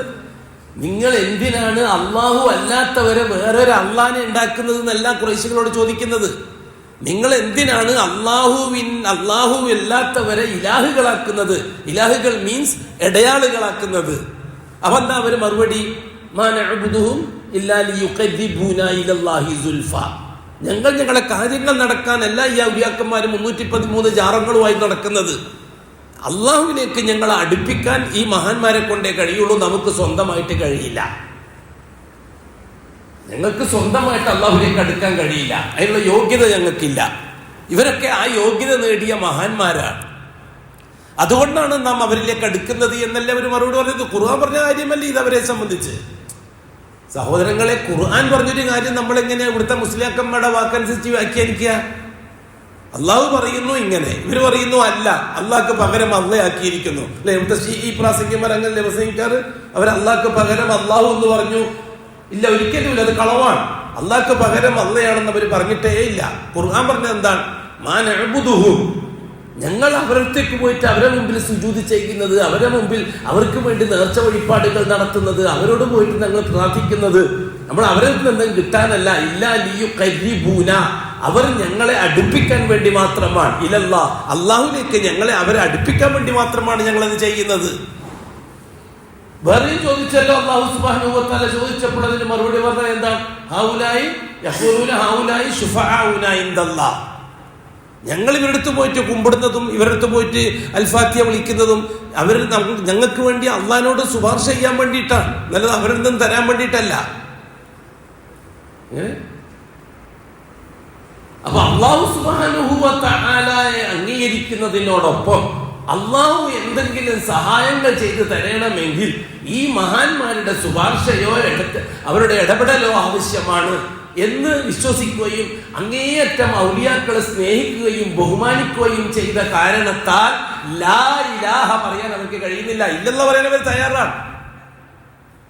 ഇല്ലെന്ന് പറയാൻ അവർ തയ്യാറാണ്. റുബൂബിയത്തിന്റെ വിഷയത്തിൽ ഇല്ലെന്ന് പറയാൻ അവർ തയ്യാറാണ്. അബൂജഹൽ, ഉത്ബത്ത്, ശൈബത്തൊക്കെ ഇല്ലെന്ന് പറയാൻ തയ്യാറാണ്. ലാ ഇലാഹ പറയാൻ തയ്യാറില്ല. ലാ ഇലാഹ, അള്ളാഹുവിന് പകരം വെക്കാനോ അള്ളാഹ്ക്ക് ഇടയാളാക്കാനോ അള്ളാഹു അല്ലാത്തവരെ അള്ളാഹുവിന് ശുപാർശകരെ വെക്കാനോ അള്ളാഹുവിന് വസീല ഉണ്ടാക്കാനോ അള്ളാഹുവിന്റെ മുമ്പിൽ ശഫാഅത്ത് പറയാനോ അങ്ങനെ പറ്റുന്ന ഒരാളുമില്ല. എല്ലാറ്റിനും പറ്റുന്ന ഇല്ലല്ലാഹ്. ഇവിടെ ഇല്ലല്ലാഹ് പറയുന്നതിലേക്ക് പ്രശ്നമില്ല. അതുകൊണ്ടല്ലേ സൂഫികൾ ദിക്ർ ഇല്ലല്ലാഹ് ദിക്ർ കണ്ടിട്ടില്ലേ? സൂഫികളെ ദിക്ർ, സൂഫികൾ ലാ ഇലാഹ പറയല്ല, ഇല്ലല്ലാഹ് മാത്രമേ പറയുള്ളൂ. സൂഫികൾ ദീനുൽ ഇസ്ലാമിനെ കൊല്ലാൻ ജൂതൻ നിർമ്മിച്ചതാണ് സൂഫികളെ. അങ്ങനെ സൂഫികളുടെ മുമ്പിൽ അവർ അള്ളാഹു അല്ലാത്ത മഹാന്മാരെ മഹത്വവൽക്കരിച്ച് അവതരിപ്പിച്ചു കൊടുത്തു. എന്നിട്ട് അള്ളാഹ് റബൂബിയത്തിൽ കാര്യങ്ങൾ നടത്തുന്നവൻ ഇല്ലല്ലാ. ഈ കണ്ടു കാണുന്ന വസ്തുക്കൾക്ക് സ്വന്തമായിട്ടൊരു കഴിവുമില്ല. അള്ളാഹ് കൊടുത്ത കഴിവല്ലാതെ അള്ളാഹ് തന്നാലേ ഉള്ളൂ, അള്ളാഹ് ചെയ്തെങ്കിലേ ഉള്ളൂ. അതുകൊണ്ട് മറ്റുള്ളവരില്ല എന്ന് പറയാൻ അവർ തയ്യാറില്ല. ഇല്ല എന്ന് പറയാതെ ഒരിക്കലും ഷഹാദ സഹിയാവും ചെയ്യില്ല. ഷഹാദ വിപ്ലവമാണ്. ലാ ഇലാഹ അതിന്റെ നെഗേഷൻ ഫോമാണത്. അത് വിപ്ലവമാണ്. അത് വിപ്ലവമാണ്, ആദർശ വിപ്ലവം. ലാ ഇലാഹ ഒരു കാര്യം ഉണ്ട് എന്ന് പറഞ്ഞാൽ എല്ലാവരും സപ്പോർട്ട് ചെയ്യും. അങ്ങനെയൊന്നും ഇല്ല എന്ന് പറയുമ്പോൾ ആരും സപ്പോർട്ട് ചെയ്യില്ല, അതിനെതിര് വരും. ഒരു കാര്യത്തിനെ എതിർക്കുമ്പോഴാണ് അതിന് ആൾക്കാർ രണ്ട് ഗ്രൂപ്പാവുക. അംഗീകരിക്കുമ്പോൾ ആരും ഗ്രൂപ്പാകാൻ പോകുന്നില്ല. അള്ളാഹുവിനെ അംഗീകരിക്കുന്ന അങ്ങ് ആദം നബി തൊട്ട് ഖിയാമത്ത് നാൾ വരെ അള്ളാഹുവിനെ അംഗീകരിക്കുന്നവരാണ് മനുഷ്യരെ മുഴുവനും. പിന്നെ എന്താ കുഴപ്പം? അള്ളാഹു അല്ലാത്തവരെ തള്ളണം. അത് മനസ്സിൽ വെച്ചാലും പോരാ. എൻ്റെ മനസ്സിൽ അങ്ങനെ വിശ്വാസമൊന്നുമില്ല, എങ്ങനെ എന്നാലും ഞാൻ അങ്ങനെ തള്ളാനൊന്നും പോക്കില്ല, അങ്ങനെ എതിർക്കാനൊന്നും പോക്കില്ല. ഞാൻ ചിലപ്പോ ഒക്കെ ജാറുള്ള പള്ളിയിൽ നിൽക്കിരിക്കാനൊക്കെ പോകും. അങ്ങനെ ചിലപ്പോ ഇമാമിനെ തുറന്ന് നിൽക്കിരിക്കൊക്കെ ചെയ്യും. ഞാൻ എതിർക്കാനൊന്നും നിൽക്കില്ല, പക്ഷെ ഞാൻ അതുമായിട്ടൊന്നും ബന്ധപ്പെടാറില്ല. ഒന്നിക്കൽ മുശ്രിക്കാണ്, അല്ലെങ്കിൽ കാഫിറാണ്, അല്ലെങ്കിൽ മുനാഫിക്കാണ്. അവനെ അംഗീകരിക്കാൻ പറ്റൂല. സെൽഫി പള്ളിയിലും ഷിയാക്കള പള്ളിയിലും ഒരേപോലെ നിൽക്കിരിക്കാൻ പോകുന്ന ഒരു കാരണത്താലും അംഗീകരിക്കാൻ പറ്റൂല. അതെങ്ങനെ അംഗീകരിക്കുക? ലാ ഇലാഹക്ക് ഘടകവിരുദ്ധമാണ് അവിടെ നടക്കുന്നത്. അത് അഡ്ജസ്റ്റ് ചെയ്തിട്ട് ഇല്ലല്ല മാത്രം സ്ഥാപിക്കാൻ മെനക്കെട്ടത് എന്നെ കൊണ്ട് അബൂജഹലും ചെയ്തത്. ഇവിടെ ഖുറൈശികളുടെ കൂട്ടത്തിൽ രണ്ടാമത്തെ വിഭാഗം അവർ അള്ളാഹുവിന്റെ റുബൂബിയത്ത് 100% വിശ്വസിക്കുകയും അംഗീകരിക്കുകയും ചെയ്യുന്നവരാണ്. എന്തെങ്കിലും പ്രശ്നങ്ങൾ വരുമ്പോൾ അവർ കഅബാലയത്തിലേക്ക് പോയിട്ട് തവാഫ് ചെയ്യും. കഅബാലയത്തിൽ പോയി തവാഫ് ചെയ്ത് അള്ളാഹുവിനോട് കാര്യങ്ങൾ ചോദിക്കും. എന്നിട്ട് ഇപ്പുറം വന്നിട്ട് ലാത്തന്റെ ജാറത്തിൽ പോയിട്ട് ഇലാഹദർത്തി പറഞ്ഞിട്ട് തങ്ങളെ നമ്മളെ കാര്യം ഒന്ന് അള്ളാഹുവിനോട് പറയണമെന്നും പറയും. ഈ വിഭാഗത്തിൽപ്പെട്ടവരായിരുന്നു ഖത്താബിന്റെ മകൻ ഉമർ റളിയല്ലാഹു അൻഹു, ഹംസത്ത് ബിൻ അബ്ദുൽ മുത്തലിബ് റളിയല്ലാഹു അൻഹു. ഇവരൊക്കെ ആ വിഭാഗത്തിൽപ്പെട്ടവരാണ്. ഇവര് റസൂലുള്ളാഹി തങ്ങളെ എതിർത്തത് നബിതങ്ങളോടുള്ള എതിർപ്പ് കൊണ്ടല്ല, ഈ ജാറങ്ങൾ വിടാനുള്ള മനസ്സില്ല, അതുകൊണ്ടാണ്. ലാ ഇലാഹ പറയാൻ അവർക്ക് സാധിക്കുന്നില്ല. കാരണം അവർ അന്ധമായി പരമ്പരാഗതമായി മാ വജദിന അലൈഹി ആബാഅന, പൂർവികന്മാരായ ഉപ്പുപ്പമാരിൽ നിന്ന് കണ്ട ആ ജാറ സിദ്ധാന്തം. 500 കൊല്ലത്തിന്റെ പാരമ്പര്യമുണ്ട് അവിടെ. റസൂലുള്ളാഹി നബിയായിട്ട് വരുമ്പോൾ ജാറത്തിന് 500 കൊല്ലത്തെ പാരമ്പര്യമുണ്ട്. ഖുസൈ എന്ന ഉപ്പാപ്പയാണ് ജാറങ്ങൾ തുടങ്ങുന്നത്. അഷ്റഫുൽ അഞ്ചാമത്തെ ഉപ്പാപ്പ അബ്ദുൽ മുത്തലിബ്, ഹാഷിം, അബ്ദുമനാഫ്, ഖുസൈ. ഈ ഖുസൈ എന്ന് പറയുന്ന ഉപ്പാപ്പയാണ് ആദ്യം ജാറം തട്ടിക്കൂട്ടി ഉണ്ടാക്കിയത് കഅബാലയത്തിന് ചുറ്റും. എന്നിട്ട് ജനങ്ങളെ മുഴുവനും ജാറത്തിലേക്ക് വലിച്ചഴിച്ചത് ഈ ഖുസൈയാണ്. ബിസിനസിന്റെ ആവശ്യമായിരുന്നു. ഷാമിൽ നിന്നും യമനിൽ നിന്നും മറ്റൊക്കെ കച്ചവടാവശ്യാർത്ഥം മക്കയിലേക്ക് വരുന്നവരെ സ്വാധീനിക്കാൻ, അവരെ ബിസിനസ് കിട്ടാൻ, അവരുടെ വിശ്വാസപ്രകാരമുള്ള ജാറങ്ങൾ ബിസിനസ്സിന് വേണ്ടിയിട്ട് ഉണ്ടാക്കിയതായിരുന്നു. ഈ കൊണ്ടോട്ടി തങ്ങന്മാര് കുബ്ബ ഉണ്ടാക്കിയതുപോലെ കൊണ്ടോട്ടി തങ്ങന്മാര് കുബ്ബ ഉണ്ടാക്കിയത് കച്ചവടത്തിന് വേണ്ടിയിട്ടാണ്. ആ കുബ്ബ കേന്ദ്രമാക്കിക്കൊണ്ടാണ് കൊണ്ടോട്ടി നേർച്ച തുടങ്ങിയത് 800 കൊല്ലം മുമ്പ്. അവിടെ ജാറൊന്നുമില്ല, കബറൊന്നുമില്ല.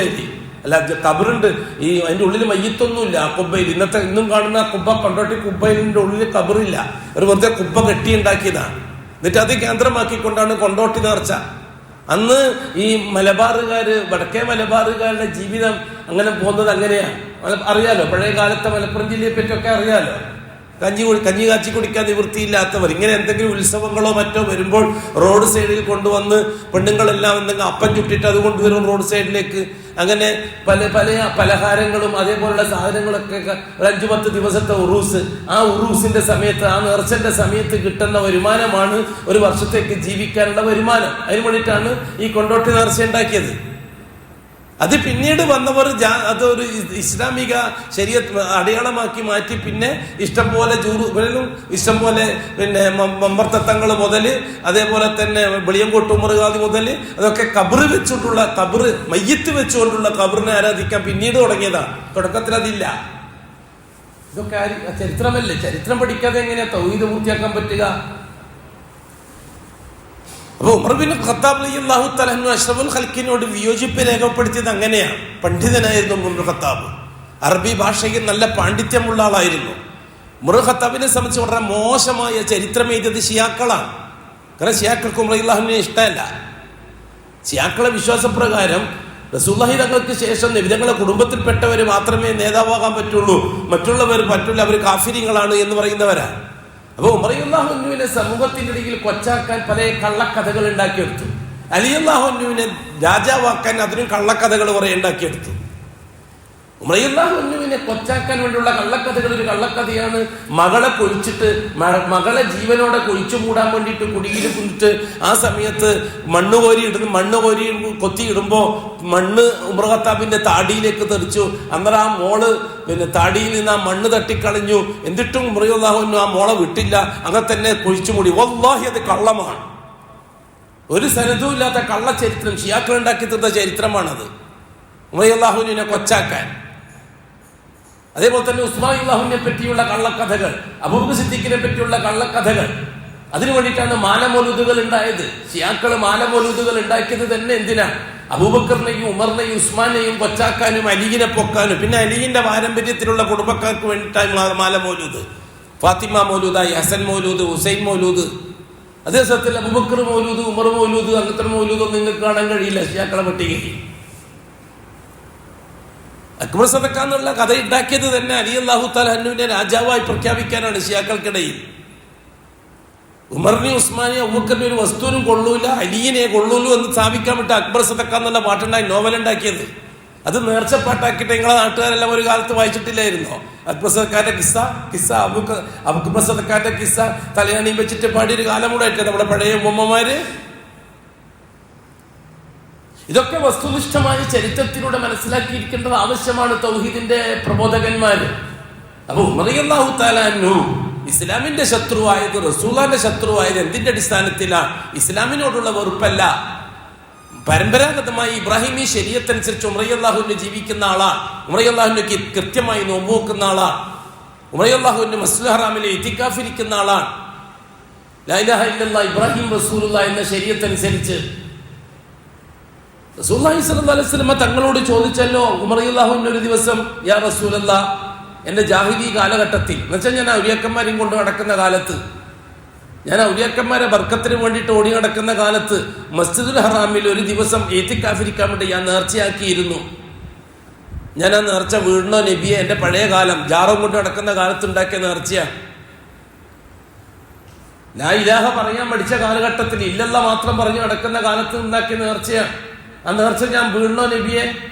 അഷ്റഫുൽ ഖൽഖ് പറഞ്ഞു, ഊഫി ബിനദിരിക്, തീർച്ചയായും അത് ഇബ്രാഹിമി ശരീഅത്തിന്റെ സുന്നത്താണ് മസ്ജിദുൽ ഹറാമിലെ ഇത്തികാഫ്. ആ നേർച്ച നിങ്ങൾ വീടുക തന്നെ ചെയ്യണം. എന്നുവെച്ചാൽ എൻ്റെ അർത്ഥം എന്താ? ഉമർ റളിയല്ലാഹു അൻഹു ഹിന്ദുവായ കാലത്ത് ഇത് നേർച്ച എന്തിനാ പിന്നെ വീടുന്നത് ചോദിക്കൂല നമ്മളങ്ങനെ ചോദിക്കുക?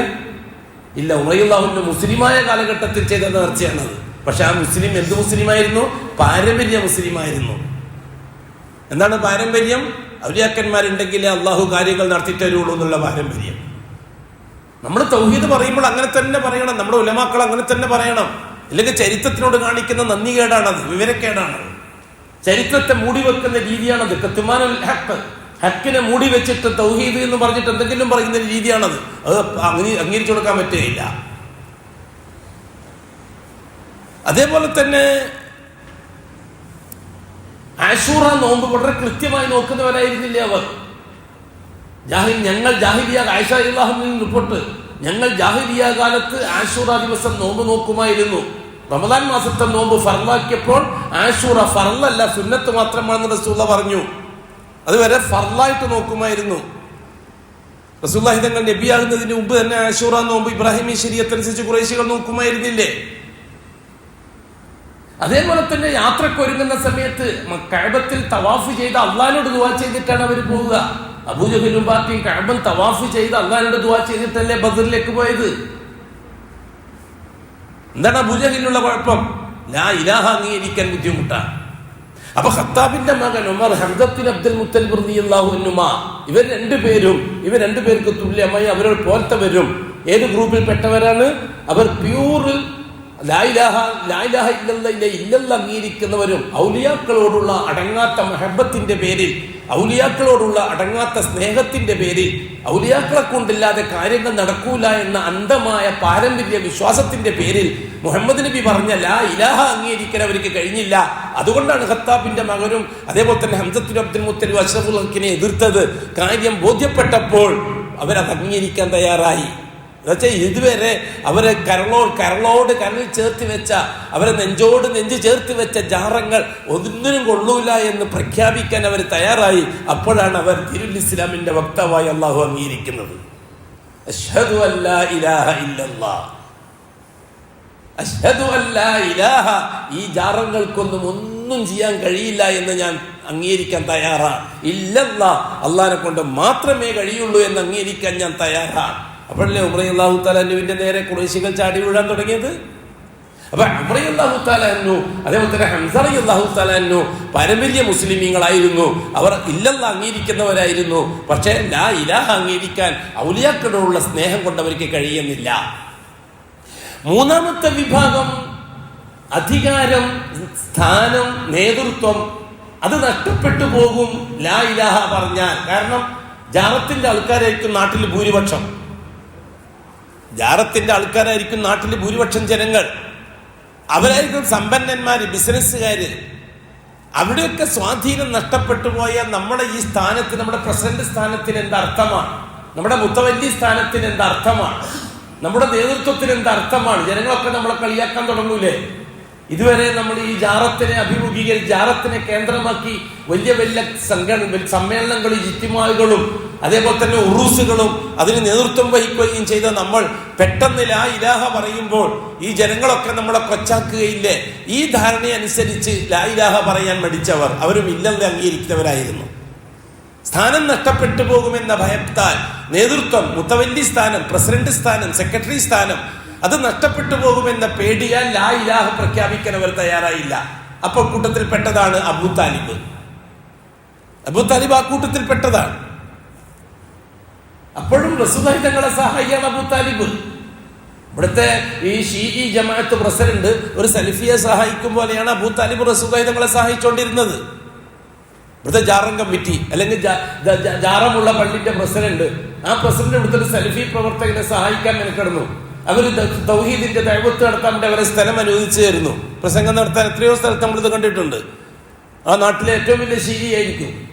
ആ ഷീഈ തറവാട്ടിലെ വലിയ വലിയ ആളായിരിക്കും.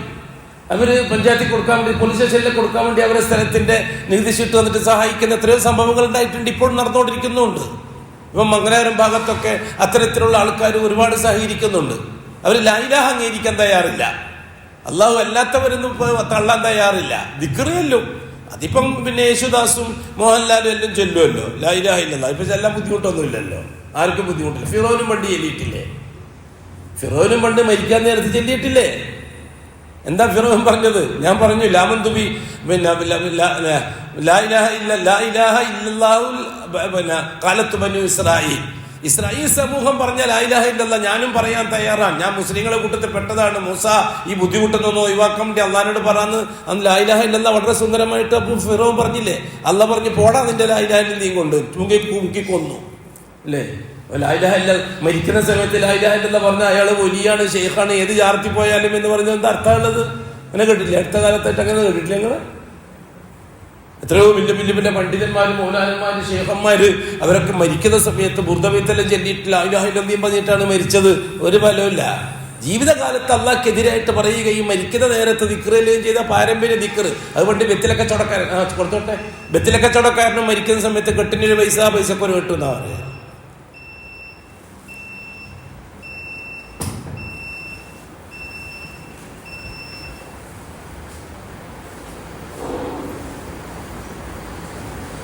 Allahu Akbar, Allahu Akbar, Allahu Akbar, Allah.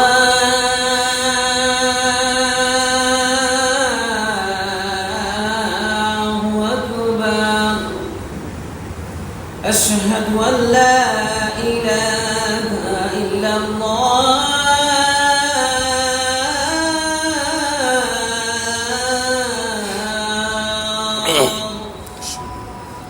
أشهد أن لا إله إلا الله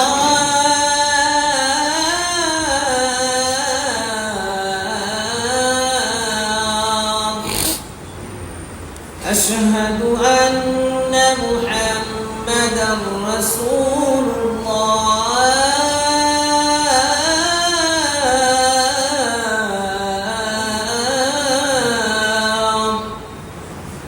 أشهد أن محمدا رسول الله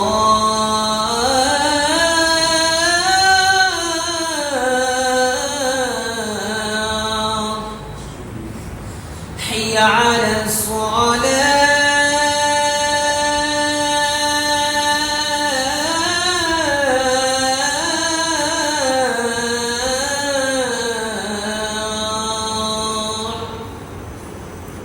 حي على الصلاة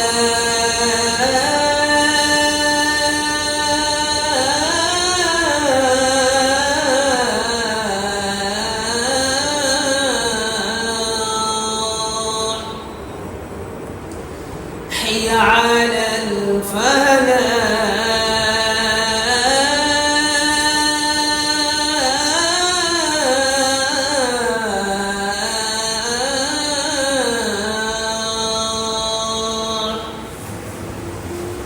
حي على الفلاح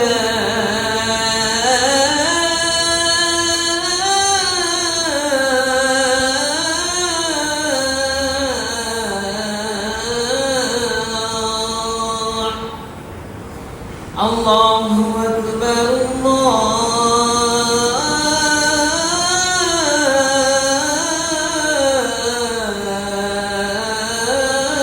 الله أكبر لا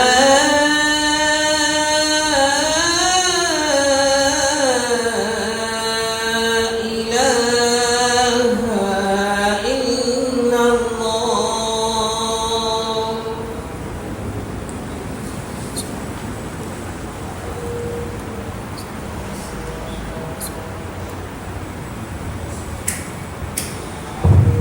ഇതാണ് മൂന്നാമത്തെ ഗ്രൂപ്പ്. സ്ഥാനമാനങ്ങൾ നഷ്ടപ്പെട്ടു പോകുന്നതുകൊണ്ട് ലാ ഇലാഹ പറയാൻ ഉദ്ദേശിക്കുന്നില്ല, അതിനോട് യോജിക്കാൻ സാധിക്കുന്നില്ല, അള്ളാഹ് അംഗീകരിക്കാൻ തയ്യാറാണ്, അള്ളാഹ് എല്ലാത്തവരും ഇല്ല എന്ന് പറയാൻ തയ്യാറില്ല. നാലാമത്തെ വിഭാഗം സാമ്പത്തിക നഷ്ടത്തെ പേടിക്കുന്നവർ. മൂന്നാമത്തെ വിഭാഗത്തിൽ നാം ഉദാഹരണം പറഞ്ഞത് അബൂ താലിബിനെയാണ്. അബൂ താലിബ് ഒരിക്കലും ഇസ്ലാമിന്റെ ശത്രുവായിരുന്നില്ല. മൂപ്പർ അന്നത്തെ മുത്തവല്ലിയായിരുന്നു, കഅബാലയത്തിന്റെ മസ്ജിദുൽ ഹറാമിന്റെ സംരക്ഷകനായിരുന്നു. നേതൃത്വം ഖുറൈശി വിഭാഗത്തിലെ 14ഓളം ഗോത്രങ്ങൾ, ഖുറൈശി കൂട്ടത്തിലെ 14ഓളം ഗോത്രങ്ങൾ, ആ ഗോത്രങ്ങളെല്ലാം നേതാവായിട്ട് കണ്ടത് അബൂ താലിബിനെയാണ്. ആ സ്ഥാനം നഷ്ടപ്പെട്ടു പോകുമെന്ന് പറഞ്ഞിട്ടുണ്ടല്ലോ അദ്ദേഹം. ലൗലൽ മലാമത്തു വൽഹദാറു മസബ്ബത്തി ലവജത്തനി സംഹം ബിദാക മുബീന. ഓ മോനെ മുഹമ്മദ്, എനിക്കുള്ള ഈ സ്ഥാനമാനങ്ങൾ നഷ്ടപ്പെടുമെന്നും ഈ ജനങ്ങൾ എന്നെ ആക്ഷേപിക്കുകയും ചീത്ത പറയുകയും ചെയ്യുമെന്നും ഞാൻ ഭയപ്പെട്ടിട്ടില്ലായിരുന്നുവെങ്കിൽ നിനക്ക് പിന്തുണയായിക്കൊണ്ട് നിന്റെ പിറകെ ഞാൻ ഉണ്ടാവുമായിരുന്നു മോനെ. അബൂ താലിബ് സ്വന്തം തന്നെ പറഞ്ഞിട്ടുണ്ടല്ലോ, അത് സഹിയായ സനദല്ലേ, ഇമാം ബുഖാരി റിപ്പോർട്ടല്ലേ. അബൂ താലിബ് പറഞ്ഞ വാക്കുകൾ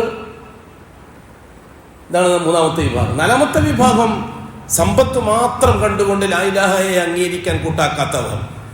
കാരണം അവർ പൂർണ്ണമായും കഅബാലയത്തിന് ചുറ്റുമുള്ള 300 ചില്ലുവാനും ജാറങ്ങളെ അതിനെ ഉത്സവപ്പറമ്പുകളാക്കി മാറ്റി കാശുണ്ടാക്കി ആ കാശ് കൊണ്ട് ദൂർത്തടിച്ച് ജീവിക്കുന്ന ഒരു വിഭാഗം. ലാ ഇലാഹ പെട്ടെന്ന് പറഞ്ഞാൽ ഈ ജനങ്ങളെ മുഴുവനും കൈവിടും, അതോടുകൂടി സാമ്പത്തികം നിലക്കും, അതോടുകൂടി കഅബാലയത്തിലെ ജാറങ്ങളിലേക്ക് നേർച്ച വരുന്നത് ഇല്ലാണ്ടാവും. ആ നേർച്ച നിയന്ത്രിക്കുന്ന കക്ഷികളാണ് ഇവർ. അതുകൊണ്ട് അഷ്റഫുൽ ഖൽഖ് ലാ ഇലാഹ പറഞ്ഞപ്പോൾ അവർ പൊട്ടിത്തെറിച്ചു. അതിൽപ്പെട്ടതാണ് ഒന്ന് അബൂലഹബ്, ഖുറൈശി കുടുംബത്തിലെ, ഖുറൈശി തറവാട്ടിലെ അബൂലഹബ്. പിന്നൊന്ന് മഖ്സൂം ഗോത്രത്തിലെ അംർ ബിൻ ഹിഷാം, അബൂജഹല്. പിന്നെ ബനൂ ഉമയ്യയിലെ ഉത്ബ, ഷൈബ മുതലായവര്. ഇവരൊക്കെ സമ്പത്ത് മാത്രം പരിഗണിച്ചുകൊണ്ട് ലാ ഇലാഹയെ എതിർത്തവരാണ്, തൗഹീദിനെ എതിർത്തവരാണ്. അള്ളാഹു മാത്രം എന്ന ആശയത്തെ എതിർത്തവരാണ്. ഈ 4 വിഭാഗം ഇന്ന് ഈ നമ്മുടെ കേരളത്തിൽ ജീവിക്കുന്ന മുസ്ലിങ്ങൾക്കിടയിൽ നമുക്ക് കാണാൻ പറ്റും. നമ്മൾ മറ്റു മതക്കാരിലേക്ക് എന്തിനാണ് ഈ ഇതിനെ നീട്ടിക്കൊണ്ടു പോകാൻ മെനക്കെടുന്നത്? പ്രവാചകന്മാര് മറ്റു മതക്കാരെ ഇസ്ലാമിലേക്ക് മാറ്റാൻ വേണ്ടി വന്നവരാണെന്നുള്ള കള്ളത്തരം വിട്. അങ്ങനെയല്ല, പാരമ്പര്യക്കാരെ അടിസ്ഥാനത്തിലേക്ക് കൊണ്ടുവരാൻ വന്നതാണ് മുർസലീങ്ങൾ. നൂഹ് നബി തൊട്ട് അഷ്റഫുൽ ഖൽഖ് വരെയുള്ള മുഴുവൻ ചരിത്രവും പരിശോധിക്കും. ഇവരെല്ലാം പരമ്പരാഗതമായി ഇസ്ലാം അനുസരിച്ച് ജീവിക്കുകയും ആ പ്രവാചകന്റെ മരണത്തിന് ശേഷം ആ സമൂഹത്തിലെ മൗലാനമാരും ഷെയ്ഖുനമാരും മരിച്ചുപോയ മഹാന്മാരെ വെച്ചുകൊണ്ട് കാശുണ്ടാക്കാൻ വേണ്ടി ജാറങ്ങൾ കെട്ടുകയും ആ ജാറത്തിൽ പോയിട്ട് ഇലാഹ നടത്തിയും ബിജാഹിയോ ബർക്കത്തി പറയുകയും അവരെ വെച്ചുകൊണ്ട് ഈ സമൂഹം കൊഴുത്തു തടിക്കുകയും ചെയ്തു. അവരെ വീണ്ടും അടിസ്ഥാനത്തിലേക്ക് ലാ ഇലാഹയിലേക്ക് കൊണ്ടുവരാനാണ് റസൂലിനെ അല്ലാഹു അയക്കുന്നത്. എല്ലാ റസൂലിനും ചരിത്രം എടുക്കും. നൂഹ് നബി അലൈഹി സ്വലാത്തു വസ്സലാം ഒന്നാമത്തെ റസൂല്. അത് കഴിഞ്ഞിട്ട് വന്ന സ്വാലിഹ് നബി അലൈഹി സ്വലാത്തു വസ്സലാമിന്റെ ചരിത്രം എടുക്കും. അത് കഴിഞ്ഞിട്ട് വന്ന ഹൂദ് നബിന്റെ ചരിത്രം എടുക്കും. അത് കഴിഞ്ഞിട്ട് വന്ന ലൂത്ത് നബിന്റെ ചരിത്രം എടുക്കും. അത് കഴിഞ്ഞിട്ട് ഇബ്രാഹിം അലൈഹി സ്വലാത്തു വസ്സലാമിന്റെ ചരിത്രം എടുക്കും. ഷുഐബ് നബി അലൈഹി സ്വലാത്തു വസ്സലാമിന്റെ ചരിത്രം എടുക്കും. ഇവരെല്ലാം പാരമ്പര്യ മുസ്ലിമീങ്ങൾ വന്നവരാണ്. ഇവരാരും വേറെ ഏതോ മതക്കാരടിയിൽ പോയിട്ട് അള്ളയുണ്ട് എന്ന് പറയാൻ വേണ്ടി വന്നവരല്ല. അവർ വിശ്വസിച്ചിരിക്കുന്ന ഇസ്ലാം, ആ ഇസ്ലാമിൽ ഇല്ലല്ലാ മാത്രം പോരാ, ലാ ഇലാഹയും കൂടി വേണം എന്ന് പറയാൻ വേണ്ടി വന്നവരാണ് ഇവരൊക്കെ. മുഹമ്മദ് നബി സല്ലല്ലാഹു അലൈഹി വസല്ലം അത് തന്നെയാണ് നാം കണ്ടത്. ഈ 4 വിഭാഗത്തെ ഇവരെല്ലാം പരമ്പരാഗതമായി ലാ ഇലാഹ ഇല്ലല്ലാഹ് ഇബ്രാഹിം റസൂലുള്ളാഹിന്റെ ആൾക്കാരാണ്. ഇവരെല്ലാം നിസ്കരിക്കുന്നത്, നോമ്പ് നോക്കുന്നത്, തവാഫ് ചെയ്യുന്നത്, ഹജ്ജ് ചെയ്യുന്നത്, ഹാജിമാർക്ക് വെള്ളം കൊടുക്കുന്നത്, സിഖായത്തുൽ അതല്ലേ അല്ലാഹു ചോദിച്ചത് അവരോട്, അജഅൽതും സിഖായത്തുൽ ഹജ്ജ് വ ഇമാറത്തുൽ മസ്ജിദിൽ ഹറാം കമൻ ആമന ബില്ലാഹി വ റസൂലിഹി വ ജാഹദ ഫീ സബീലിഹി എന്ന് പറഞ്ഞില്ലേ ഖുർആൻ. അല്ലാഹു തആല ഖുറൈശികളെ പറ്റിയാ പറഞ്ഞത്.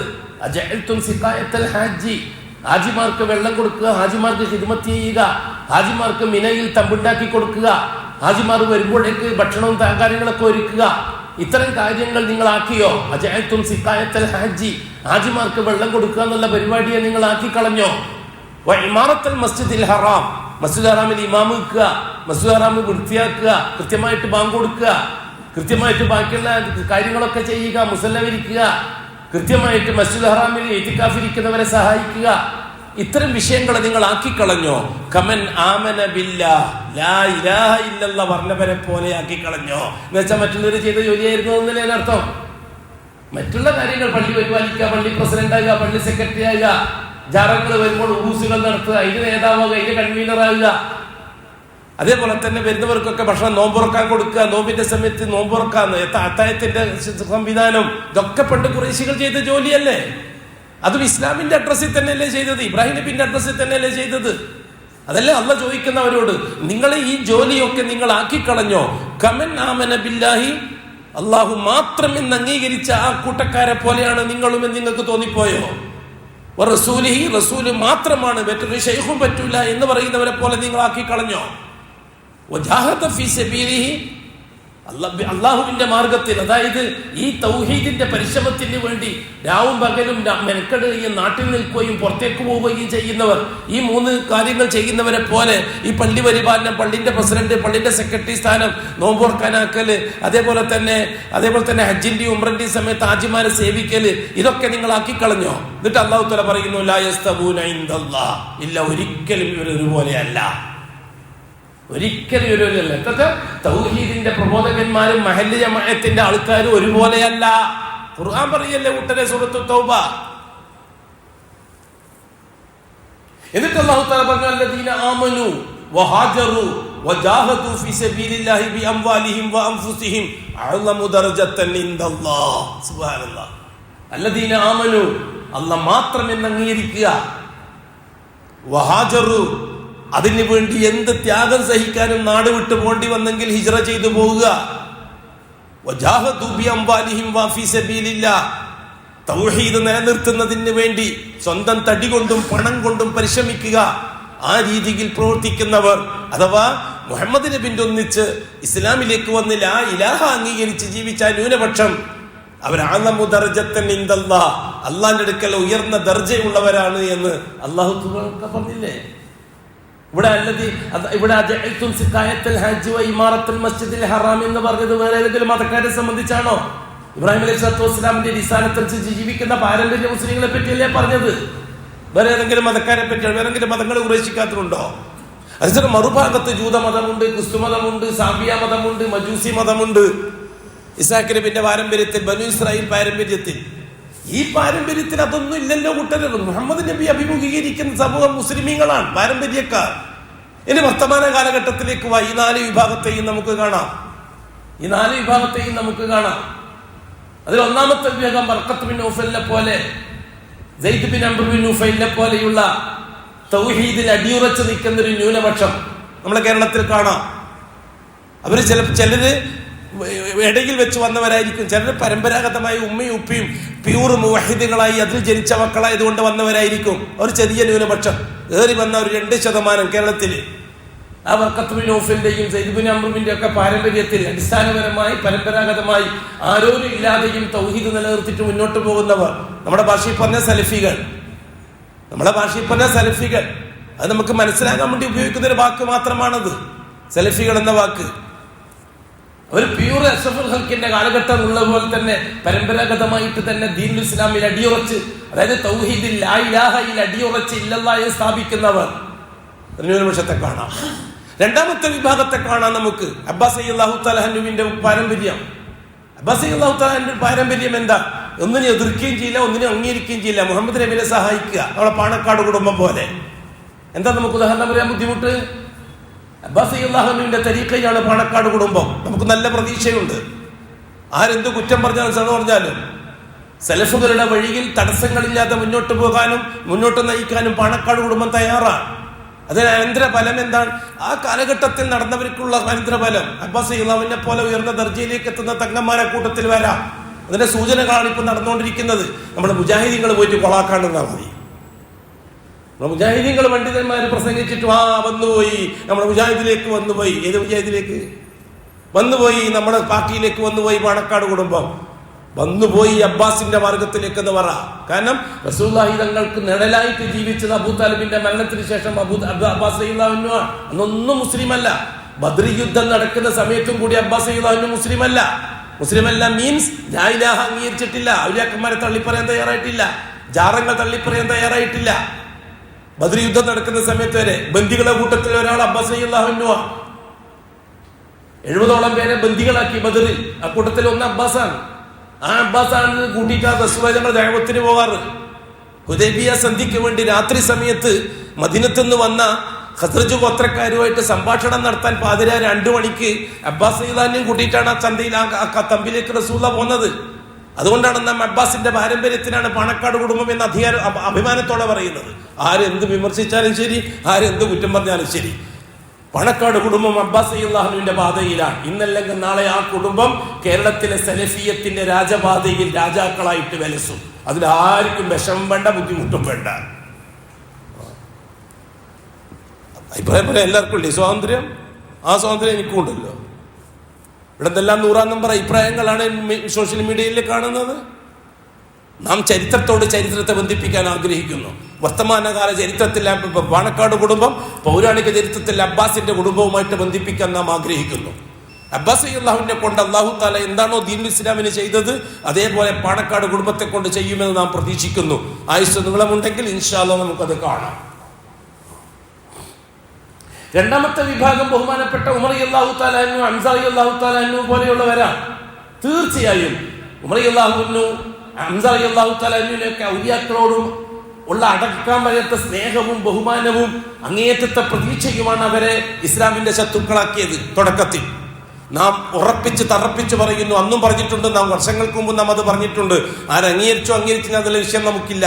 തീർച്ചയായിട്ടും പേരോട് അബ്ദുറഹ്മാൻ സഖാഫിയെ പോലെ, അബ്ദുൽ ലത്തീഫ് സഖാഫി, പിന്നെ വെങ്ങത്തൂർ പോലെ ഇവരൊക്കെ, അബ്ദുൽ നസീർ പിന്നെ അസ്ഹരിയെ പോലെ തൗഹീദിന്റെ രാജപാതയിൽ തീർച്ചയായിട്ടും ഇവരൊക്കെ ഔലിയാക്കളെ അന്ധമായി സ്നേഹിക്കുന്നതിന്റെ പേരിൽ മാത്രമാണ് ലാ ഇലാഹ പറഞ്ഞ തുടക്കത്തിൽ പ്രാരംഭ കാലഘട്ടത്തിലുള്ള സലഫി പ്രസ്ഥാനത്തെ വിമർശിക്കാൻ തുടങ്ങിയത്. ഇന്നും വിമർശിക്കുന്ന അങ്ങനത്തെ തന്നെയാണ്. അദ്ദേഹത്തിന്റെ ഭാഷ കേട്ടാലും ആംഗ്യ ഭാഷയും മുഖഭാവവും ഇതൊക്കെ കണ്ടാലും നമുക്ക് ശരിക്കത് മനസ്സിലാക്കാൻ സാധിക്കുന്നുണ്ട്. തീർച്ചയായിട്ടും ഹംസയെ പോലെ, ഉമറിനെ പോലെ, ഇന്നല്ലെങ്കിൽ നാളെ അബ്ദുറഹ്മാൻ സഖാഫിയെ പോലെയുള്ള പണ്ഡിതന്മാരുടെ നേതൃനിരയിൽ തൗഹീദ് എന്താണെന്ന് കിതാബ് നോക്കി പരിശീലിപ്പിക്കാൻ പഠിപ്പിക്കാൻ ഇവരെയൊക്കെ അല്ലാഹു തആല തിരഞ്ഞെടുക്കുകയും അവരുടെയൊക്കെ ഇൽമിന്റെ ചോട്ടില് ഇവിടുത്തെ സലഫി പ്രസ്ഥാനം, അതായത് ലാ ഇലാഹ ഇല്ലല്ലാഹ് എന്ന തൗഹീദി പ്രസ്ഥാനം, അത് വരും കാലഘട്ടത്തിലുള്ള ഉമ്മത്തിന് മാതൃകയാക്കാനും ഇവരെയൊക്കെ ഹംസാനെ കബൂലാക്കിയതുപോലെ ഉമറിനെ കബൂലാക്കിയതുപോലെ അള്ളാഹു കബൂലാക്കിയേക്കാം എന്നൊരു പ്രതീക്ഷ നമുക്കുണ്ട്. അതും ഞാൻ ഈ പറഞ്ഞ പോലെ മുജാഹിദുകളെ പോയിട്ട് കൊളാക്കാൻ നിൽക്കണ്ട. പേരോടത്ര മുജാഹിദിലേക്ക് എന്നിട്ട് മെമ്പർഷിപ്പും കൊണ്ട് ഓരോ ഗ്രൂപ്പും പോവുക. ഇവിടെ കുറെ ഗ്രൂപ്പ് ഉണ്ടല്ലോ, മക്കളുമായിട്ട് എല്ലാവരും കൂടി മെമ്പർഷിപ്പായിട്ട് പോവുക. നമ്മളെ ഗ്രൂപ്പിൽ മെമ്പർഷിപ്പ്, നമ്മളെ ഗ്രൂപ്പിൽ ഓരോ ഭാഗത്തും നടന്നോട്ടെ. അവരിൽ എന്തെങ്കിലും ഇൽമ കിട്ടാണ്ടെങ്കിൽ കിട്ടിക്കുമ്പോൾ തീർന്നു. അവരെ പൗരാണിക കാലഘട്ടത്തെ പറഞ്ഞിട്ടൊന്നും വിമർശിക്കാനൊന്നും മെനക്കണ്ട. അന്നങ്ങനെ പറഞ്ഞു, ഇന്നിങ്ങനെ പറഞ്ഞു. ബഹുമാനപ്പെട്ട ഉമർ റളിയല്ലാഹു തആല അന്ന് അങ്ങനെ പറഞ്ഞു, ഇന്നിങ്ങനെ പറഞ്ഞു എന്ന് പറയാൻ നമുക്ക് സാധിക്കുമോ? ഉമർ റളിയല്ലാഹുവിന് പണ്ട് പറഞ്ഞതിനെ പറ്റി നമ്മൾ എന്തെങ്കിലും ചർച്ച ചെയ്യാറുണ്ടോ? ഉമർ റളിയല്ലാഹു പണ്ടെന്താ പറഞ്ഞത്? നബി നമ്മളെ കൊല്ലാൻ നടന്നോളല്ലേ ഇപ്പൊ വലിയ ചങ്ങായിട്ട് നടക്കുന്നത് നമ്മൾ പ്രസംഗിക്കാൻ വേണ്ടി കേട്ടാ എന്താ എങ്ങനെയായിരിക്കും? ഉമർ റളിയല്ലാഹുവിനെ പറ്റി അല്ലെങ്കിൽ ഹംസ റളിയല്ലാഹുവിനെ പറ്റി അങ്ങനെ പറഞ്ഞാൽ എന്തായിരിക്കും? അതേമാതിരി പണ്ട് പറഞ്ഞതും പണ്ട് പ്രസംഗിച്ചതും ഒന്നും അതൊന്നും പണ്ടെന്ന് പറഞ്ഞിട്ട് പുതിയതൊന്നും ഹിദായത്ത് കിട്ടുമ്പോൾ പറയുന്നത് പഴയതിനെ തള്ളിക്കൊണ്ട് പറയാന്നുള്ളത് പൂർവികന്മാരുടെ സ്വഭാവമാണ്. ഇമാം മാലിക് റഹിമഹുല്ലാനെ പോലെ, ഇമാം അഹ്മദ് ഹംബൽ റഹിമഹുല്ലാനെ പോലെ, ഇമാം അബൂ ഹനീഫാനെ പോലെ, അതേപോലെ തന്നെ ശൈഖുൽ ഇസ്ലാം ഇബ്നു തൈമിയ്യയെ പോലെ, ശൈഖുൽ ഇസ്ലാം ഇബ്നു അബ്ദുൽ വഹാബിനെ പോലെ, ഇവരൊക്കെ പൂർവ്വകാലത്ത് ഇതേപോലെ തന്നെ ശീഈയത്തിന്റെയും അശ്ശരിയത്തിന്റെയും മാതുരിയത്തിന്റെയും അളവിൽ വന്നവരാണ്. അതൊക്കെ തിരുത്തിക്കൊണ്ട് സലഫിയത്തിന്റെ രാജപാതികൾ തിരുത്തി വന്നു. നമ്മൾ ആരും അവരെ പഴയകാല സംഭവങ്ങൾ പറയാറില്ലല്ലോ. ഇബ്നു തൈമിയ്യ റഹിമഹുല്ലാന്റെ ശിഷ്യത്വം സ്വീകരിച്ച് ഇബ്നുൽ ഖയ്യിമുൽ ജൗസി റഹിമഹുല്ലാ, ഇബ്നുൽ ഖയ്യിമുൽ ജൗസി നേരത്തെ അശ്ശരി ആചാരക്കാരനാണ്. ആ അശ്ശരി ആശികത്തിന്റെ നമ്മൾ പറഞ്ഞു നടക്കാറുണ്ടോ? മൂപ്പര് അംഗീകരിക്കാൻ പറ്റില്ല, മൂപ്പര് പണ്ട് അശ്ശരിയായിരുന്നു പറയാറുണ്ടോ?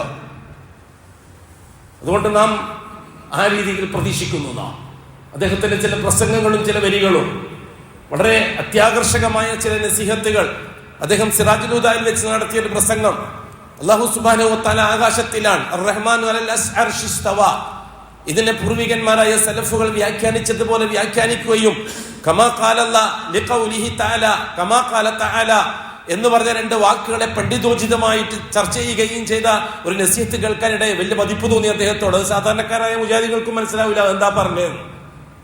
സാധാരണക്കാരനായ മുജാഹിദുകൾക്കും അത് മനസ്സിലാവില്ല എന്താ പറഞ്ഞതെന്ന്.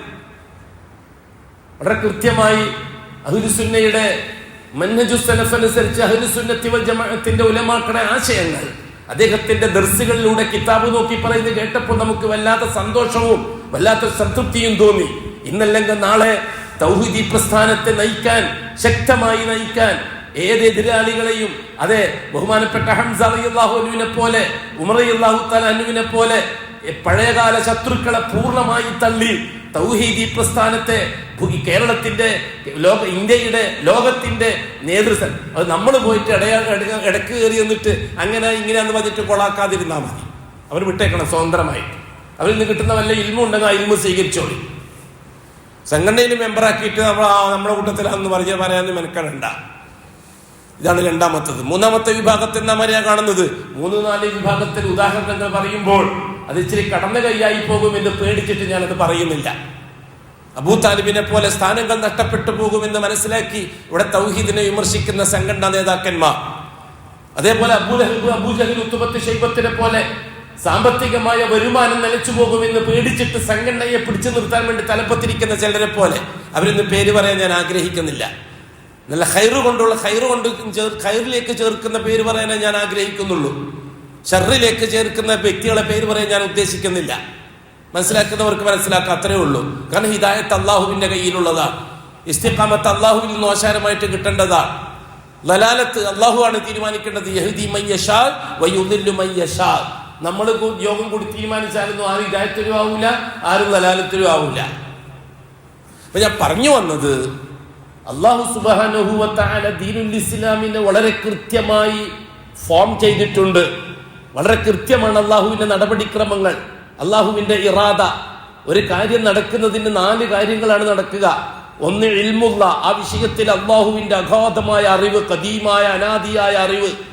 രണ്ടാമത് അള്ളാഹുവിന്റെ ഇറാദ, പ്രോഗ്രാം. ആ ഇൽമനുസരിച്ചാണ് അള്ളാഹു പ്രോഗ്രാം ചെയ്യുന്നത്. അതിന് മാറ്റാനും കുറിക്കാനും ഭൂലോകത്തിനുള്ള കൊണ്ട് പറ്റില്ല. ആ തീരുമാനം മാറ്റാൻ ലോകത്ത് ആര് വിചാരിച്ചാലും നടക്കൂല. അള്ളാഹുവിന്റെ ഇറാദ. അത് കഴിഞ്ഞിട്ടാണ് പിന്നെ നടക്കുന്നത് മശീഅ, അള്ളാഹു ഇടപെടൽ. ആ സമയം വരുമ്പോൾ ആ വിഷയം നടപ്പിലാക്കാനുള്ള അള്ളാഹുവിന്റെ ഇടപെടൽ, അതിനാണ് മശീഅത്ത് എന്ന് പറയുന്നത്. നാലാമത്തത് ഖൽഖുള്ള, ഒന്നാമത്തത് ഇൽമുള്ള, രണ്ടാമത്തത് ഇറാദത്തുള്ള, മൂന്നാമത്തത് മശീഅത്തുള്ള, നാലാമത്തത് ഖൽഖുള്ള. ഈ ഇറാദത്തിനാണ് നാം കിതാബത്ത് എന്ന് പറയുന്നത്. അള്ളാഹു ഇൽമിനെ എഴുതി വെക്കുന്നു. കതബല്ലാഹു മഖാദീറൽ ഖൽഖ്, അള്ളാഹു തആല പ്രോഗ്രാം ചെയ്ത വിഷയങ്ങളെ എഴുതി തയ്യാറാക്കി ഒരു ഫയലാക്കുന്നു. അത് അള്ളാഹുവിന്റെ സുന്നത്തിൽപ്പെട്ടതാണ്. അള്ളാഹ് ഉദ്ദേശിക്കുന്നതൊക്കെ നടപ്പിലാക്കുകയല്ല, ഉദ്ദേശിക്കുന്ന കാര്യം ആദ്യം റെക്കോർഡാക്കുക. അള്ളാഹു റസൂലുള്ളാഹി ഇതുങ്ങൾ പറഞ്ഞത് കതബല്ലാഹു, അള്ളാഹു തആല എഴുതി തയ്യാറാക്കിയിട്ടുണ്ട്. മഖാദീറൽ ഖൽഖ്, അള്ളാഹു താല നിർമ്മിക്കാൻ ഉദ്ദേശിക്കുന്ന സകലതിന്റെയും സ്ഥിതി വിവരങ്ങളെ അള്ളാഹു താല എഴുതിയിട്ടുണ്ട്. ഒരു ലഡ്ജറിൽ, ഒരു കിതാബിൽ, ഫി ഇമാമിൻ മുബീൻ, ഒരു വ്യക്തമായ ഗ്രന്ഥത്തിൽ അത് രേഖപ്പെടുത്തിയിട്ടുണ്ട്. ഖബല ഖൽഖിസ് സമാവാതി വൽ അർളി ബി 50 അൽഫ സന, ഈ ആകാശഭൂമികളെ സൃഷ്ടിക്കുന്നതിന്റെ 50,000 കൊല്ലം മുമ്പ് തന്നെ അത്തരത്തിലൊരു പ്രോഗ്രാം, ഒരു ഫയൽ തയ്യാറാക്കിയിട്ടുണ്ടല്ല. അങ്ങനെ ആ ഫയൽ അനുസരിച്ചാണ് മശീഅത്തുള്ള. അതാത് സമയം വരുമ്പോൾ ആ ഫയലിൽ രേഖപ്പെട്ടെന്നാണ് അള്ളാഹു നടപ്പിലാക്കുന്നത്. എന്നുള്ളത് പുതിയ തീരുമാനങ്ങളല്ല. അള്ളാഹു താല ഫയലിൽ ഉൾക്കൊള്ളിച്ചൊരു ഈച്ചയുടെ നിർമ്മാണം പോലും ആ ഫയലിൽ ഉൾക്കൊള്ളിച്ചതനുസരിച്ചാണ് ലോകത്ത് നടന്നുകൊണ്ടിരിക്കുന്നത്. എന്താണ് അല്ലാഹു അക്ബർ എന്ന് പറയുമ്പോൾ ഈ രസം വരണം നമ്മുടെ മനസ്സിന്ന്. അതാണ് ഹലാവത്തുൽ ഈമാൻ. അല്ലാഹു റസൂൽ ഉപയോഗിച്ച വാക്ക് വല്ലാത്തൊരു വാക്കാണ്. ഹലാവത്ത് എന്ന് പറഞ്ഞാൽ അലുവ, അലുവക്കാണ് ഹൽവ എന്ന് പറയുക. നല്ല മധുരം. ഈമാന്റെ രുചി മധുരമാണ്. ഈമാന്റെ രുചി മധുരമാണ്. തുഅമുൽ ഈമാൻ എന്ന് പറഞ്ഞിട്ടുണ്ട്. തുഅമുൽ ഈമാൻ, ഈമാന്റെ രുചി. ആ രുചി എന്താ? ആപ്പിളിന്റെ രുചി, പൈനാപ്പിളിന്റെ രുചി, അങ്ങനെ ഓരോന്നിനും രുചി. എന്നാണ് തുഅബ് എന്ന് പറയുന്നത്. അങ്ങനെ ഈമാന്റെ രുചി, ആ രുചി എന്താണ്? മധുരമാണ്. ഈമാന്റെ രുചി മധുരമാണ്. ആ ഈമാൻ നമുക്ക് മധുരിക്കുന്നില്ലെങ്കിൽ നിഫാക്കിന്റെ അംശമുണ്ടെന്ന് ചിന്തിക്കണം. ഈമാൻ നമുക്ക് മധുരമാകുന്നില്ലെങ്കിൽ, ഈമാന്റെ കാര്യങ്ങൾ പറയുമ്പോൾ നമ്മുടെ ചുറ്റുപാടുകളെ ചിന്തിച്ചിട്ടും മറ്റും അങ്ങനെ പറയണോ ഇങ്ങനെ പറയണോ എന്നൊക്കെ തോന്നുന്നുണ്ടെങ്കിൽ അത് നിഫാക്കിന്റെ അംശമുണ്ട് എന്നതിന്റെ സൂചനയാണ്. ഈമാന്റെ മധുരം നമുക്ക് ആസ്വദിക്കാൻ കഴിയണം. അത് രസം തന്നെയാണ്. രാത്രി പെട്ടെന്ന് ഉറക്കം ഞെട്ടി, സമയം നോക്കുമ്പോൾ 2 മണി. അവിടെ ഇരുന്നിട്ട് കഴിഞ്ഞിട്ടുള്ള അള്ളാഹുവിനോട് എന്നിട്ട് കിടന്നാൽ മതി. പിന്നെ അല്ലാ, എൻ്റെ ഉറക്കം എന്തിനാ ഞെട്ടിയെന്ന് എനിക്കറിയില്ല, എന്നാലും ഞാൻ നിന്നെ ഓർക്കുന്നു. എനിക്ക് ഇന്നൊരു ആവശ്യമുണ്ട് അള്ളാഹുവേ, നാളെ നേരം വെളുക്കുമ്പോ ശരിയാക്കണേ അല്ലാ. ബിസ്മിക്ക മൂത്ത് വാരിയ അതിന് ഒന്നുണ്ടാക്കി, കക്കൂസി പോയി ഒന്നുണ്ടാക്കി, എന്നിട്ട് ഇങ്ങനെ ദ്വാരക്കൽ. അങ്ങനെ ഒരു നാടകമാകരുത് ദുആ. ഒരിക്കലും ഒരു സർക്കസാവരുത്. ദുആ എന്ന് പറഞ്ഞാൽ ആവശ്യം വരുമ്പോ ഏത് സമയത്തായാലും ശരി അങ്ങ് ചോദിക്കല. സഹോദരിമാരോടും ഞാൻ പറയട്ടെ, രാത്രി ചിലപ്പോൾ ഉറക്കം ഞെട്ടുമ്പോൾ എഴുന്നേറ്റിരിക്കണം. റസൂലുള്ളാഹി തങ്ങൾ ഉറക്കം ഞെട്ടി എഴുന്നേറ്റിരിക്കും. എണീച്ച ഉടൻ തന്നെ ഓടൂല നബി തങ്ങൾ സല്ലല്ലാഹു അലൈഹി വസല്ലം. ആ ഇരുന്നിടത്തുനിന്ന് കൈ നീട്ടണം. അതിന് പിന്നെ പല്ല് തേച്ചോ കുളിച്ചോ അതൊന്നും നോക്കണ്ട. ആ ഇരുന്നിടത്തുനിന്ന് തഹജ്ജുദ് നിസ്കരിക്കാനല്ലേ ഉദുവും കുളികളൊക്കെ പറഞ്ഞിരിക്കുന്നത്. അള്ളാഹിനോട് ആവശ്യമില്ല ചോദിക്കാൻ വേണ്ടി ഉദുവും കുളിയും ആടന്ന് ചോദിക്കണം. അല്ലാ, എനിക്ക് ഇന്ന പ്രശ്നമുണ്ടല്ല, ഇപ്പൊ രാത്രി 2 മണിയായി, നീ ഇപ്പൊ ആകാശത്തിലേക്ക് എത്തിയിട്ടുണ്ടാവുമല്ലോ. അള്ളാഹിനോട് സംസാരിക്കാൻ പഠിക്കണം കൂട്ടനെ. അള്ളാഹിനോട് സംസാരിക്കാൻ പഠിക്കണം. അള്ളാഹിനോട് പ്രസംഗിക്കാനല്ല ദുആ. പ്രാസം ഒപ്പിച്ച് നല്ല സാഹിത്യ ഭാഷയിൽ അള്ളാഹിനോട് പ്രസംഗിക്കല ഇപ്പോഴത്തെ ദുആ. അള്ളാഹിനോട് സംസാരിക്കലാണ് ദുആ. അള്ളാഹിനോട് പിരിശത്തോടെ ചോദിക്കലാണ് ദുആ. സഹോദരിമാരെ, വലിയ വാക്കുകളൊന്നും പഠിക്കണമെന്നില്ല ദുആക്ക് വേണ്ടി. കരയാൻ പഠിച്ചാൽ മതി. രാത്രി പെട്ടെന്ന് ഉറക്കം ഞെട്ടി, ഭർത്താവ് ഉറക്കത്തില്ല, മക്കളും ഉറക്കത്തില്ല, ചെറിയ കുഞ്ഞുണ്ടാവും ഉറക്കത്തില്ല. അപ്പോഴാ ഉറക്കം ഞെട്ടുന്നത്. എഴുന്നേറ്റിട്ട് ആ ബെഡിന്റെ ഒരു മൂലയിൽ ഇരിക്കുക. പിന്നെ 2 കണ്ണെല്ലാം തുടച്ചിട്ട് 2 കേട്ട്, അല്ലാ ഇന്ന പ്രശ്നം ഉണ്ടല്ലോ, അല്ലാ അതൊന്ന് ശരിയാക്കി തന്നേ പറ്റൂ. എനിക്ക് ഇന്ന ബുദ്ധിമുട്ടുണ്ട്, അല്ലെങ്കിൽ എൻ്റെ ഭർത്താവിന് ഇന്ന വിഷമമുണ്ട്, എൻ്റെ മക്കള് അതൊന്ന് ശരിയാക്കി താ അല്ലാ. നീ ഇപ്പൊ ആകാശത്തിലേക്ക് വരുന്ന സമയല്ലേ. അൻസലല്ലാഹു തബാറക വ തആല ഫി സമാഇ ദുനിയ ബഅദ നിസ്ഫൈ ബഅദ സുലുസൈ ലൈൽ. രാത്രിയുടെ 2/3 ഭാഗം കഴിഞ്ഞാൽ അല്ലാഹു തആല 1-ാം ആകാശത്തിലേക്ക് ഇറങ്ങി വരും. തീർച്ചയായിട്ടും വരും. കൈഫ് അല്ലാഹു അലം. എങ്ങനെ? അല്ലാഹു അലം. ഏതുപോലെ? അല്ലാഹു അലം. അതൊന്നും നമുക്കറിയില്ല. അല്ലാഹുവിന്റെ റസൂൽ പറഞ്ഞിട്ടുണ്ട്. അതുകൊണ്ട് ഞാൻ കാത്തിരിക്കുന്നു. സമയം നോക്കുമ്പോൾ 2:30 മണി. ഇപ്പൊ ആകാശത്തിലുണ്ടാവും, 1-ാം ആകാശത്തിൽ എൻ്റെ അല്ലാഹ്. അത് എങ്ങനെയാണെന്ന് എന്നോട് ചോദിക്കണ്ട. എങ്ങനെയാണെന്നൊന്നും റസൂലുള്ളാഹി നിങ്ങൾ പറഞ്ഞു തന്നിട്ടില്ല. വരും എന്നുള്ള കാര്യം ഉറപ്പാണ്. എങ്കിൽ നീ ഇപ്പൊ ആകാശത്തിലുണ്ടാവുമല്ലോ അല്ലാഹ്. എൻ്റെ വിളി കേൾക്കാൻ, എന്നെ പോലെ ഉറക്കം ഞെക്കി നിന്നോട് കരയുന്നവരോട് കേൾക്കാനാണല്ലോ നീ വന്നിരിക്കുന്നത്. നീ അങ്ങനെയാണല്ലോ വഅദ ചെയ്തിരിക്കുന്നത്. നിങ്ങൾ എന്നോട് ഇസ്തിഗ്ഫാർ ചെയ്യൂ, ഫഗ്ഫിർ ലഹു, ഞാൻ പുറത്തു തരാം. എന്നോട് റിസ്കിനെ ചോദിക്കുന്നവൻ ആരുണ്ട്, അവർക്ക് ഞാൻ റിസ്ക് തരാം. എന്നോട് ആഫിയത്തിനെ ചോദിക്കുന്നവർ ആരുണ്ട്, അവർക്ക് ഞാൻ ആഫിയത്ത് തരാം എന്ന് ഒന്നാം ആകാശത്തിൽ വെച്ച് രാത്രി 12 മണിക്ക്, 2 മണിക്ക്, 2:30 മണിക്ക്, 3 മണിക്ക് അല്ലാഹു തആല വിളിച്ചു പറയും എന്നല്ലേ റസൂലുള്ളാഹി തങ്ങൾ പറഞ്ഞത്? അതെ, അല്ലാഹുവേ, ഞാൻ നിന്റെ വിനീതയായ അടിമയാണ്, നീ എൻ്റെ ഉടമയാണ്. അന്ത റബ്ബി വ അന അബ്ദുക്, നീ എൻ്റെ റബ്ബാണ്, ഞാൻ നിന്റെ അബ്ദാണ്. എനിക്ക് ഇങ്ങനെ പ്രയാസങ്ങളുണ്ട്. ഇപ്പൊ 2 മണി 2:30 മണിയായിട്ട് ഇനി സുബിയാൻ കൊടുക്കാൻ 5 മണിക്ക് 5:30 സുബിയാൻ കൊടുക്കും. ഇനി സമയം കുറേയുണ്ട് താജ് നോക്കിയിരിക്കാൻ. ബിസ്മിക്ക മൂത്ത് വന്നിട്ട് വീണ്ടും കിടക്കുക. അറിയിക്കോ, ഉറക്കം ഞെട്ടി ആദ്യം വരേണ്ടത് ആരായിരിക്കണം? അല്ലാഹുവായി. അല്ലാഹു അക്ബർ. നിങ്ങളതിന്റെ രസം അതാണ് ഹലാവത്ത്, മധുരം എന്ന് പറഞ്ഞ സാധനം. അതാ മധുരിക്കുന്നവർക്ക് മാത്രമേ, നാവില് മധുരം രുചിയുള്ളവർക്ക് മാത്രമേ ഇത് ആസ്വദിക്കാൻ കഴിയുള്ളൂ. അല്ലാത്തവർക്ക് പനി വന്നോ ചായ കുടിക്കും പോലെ, പനി വന്നോ എന്ത് കുടിച്ചാലും കഴിക്കും ഇല്ലേ? പനി പിടിച്ച് കിടക്കുന്നവൻ എന്ത് തിന്നാലും കഴിക്കൂലേ? ഇതേപോലെയാണ് മുനാഫിക്കീങ്ങൾ. ഓന് എന്തെന്നാനെ പറ്റി പറഞ്ഞാലും എനിക്ക് മധുരം ഉണ്ടാവില്ല. മുഅ്മിനീകളാവണം, അള്ളാന്റെ ആളാവണം. ആ രീതിയിൽ നാം അള്ളാഹുവിനെ അറിഞ്ഞവരാകണം. പറഞ്ഞു വരുന്ന വിഷയം എന്താന്ന് വെച്ചാൽ, അള്ളാഹു സുബ്ഹാനഹു വ തആല ഹിദായത്ത് എന്ന് പറയുന്ന ആ സൗഭാഗ്യം വ്യക്തികൾക്ക് നൽകുമ്പോൾ നാം അത് 2 കൈയും നീട്ടി ഏറ്റുവാങ്ങണം. എനിക്ക് അല്ലാഹു തആല സ്വകാര്യമായി തന്ന സമ്മാനമാണ് ഹിദായത്ത്. അള്ളാഹു മാത്രം എന്ന ആശയം, അതാണ് ഹിദായത്ത്. അള്ളാഹു അല്ലാത്ത മറ്റൊരാരെയും ഞാൻ അംഗീകരിക്കൂല ഈ വിഷയത്തിൽ, അതാണ് ഹിദായത്ത്. ആ ഹിദായത്തിനെ നിലനിർത്തിക്കൊണ്ടുപോകാനാണ് 2ാമത്തെ ഷഹാദ അല്ലാഹു സുബ്ഹാനഹു വ തആല പാസാക്കി തന്നത്, മുഹമ്മദുർ റസൂലുള്ളാഹ്. നമ്മളതാണ് ഉച്ചക്ക് പറഞ്ഞു വെച്ചത്, അവിടെ തന്നെ ഇപ്പോൾ ഉള്ളത്. പണ്ട് ഏതോ തോണി പുറപ്പെട്ടതുപോലെ ഇക്കരിയില്ല അക്കരിയില്ല, ഇങ്ങനെ ഉണ്ട്. എനിക്കങ്ങനെയൊക്കെ സാധിക്കും. ഇങ്ങനെ എഴുതി തയ്യാറാക്കി വായിക്കാനൊന്നും എന്നെ കൊണ്ട് പറ്റൂല. ഞാനിങ്ങനെ പറയും, ചിലപ്പോൾ തന്നെ പറഞ്ഞുകൊണ്ടിരിക്കുന്നുണ്ടാവും. അള്ളാഹുവിനെ പറ്റി ആയതുകൊണ്ട് നല്ല സമാധാനമുണ്ട് മനസ്സിൽ. കേൾക്കുന്നവർക്ക് കേൾക്കാം, തള്ളുന്നവർക്ക് തള്ളാം. മൻ ശാഅ ഫൽയുമിൻ വമൻ ശാഅ ഫൽയക്ഫുർ. മൻ ശാഅ ഫൽയുമിൻ, മനസ്സുള്ളവൻ അംഗീകരിക്കട്ടെ. വമൻ ശാഅ ഫൽയക്ഫുർ, അല്ലാത്തവൻ തള്ളിക്കോട്ടെ.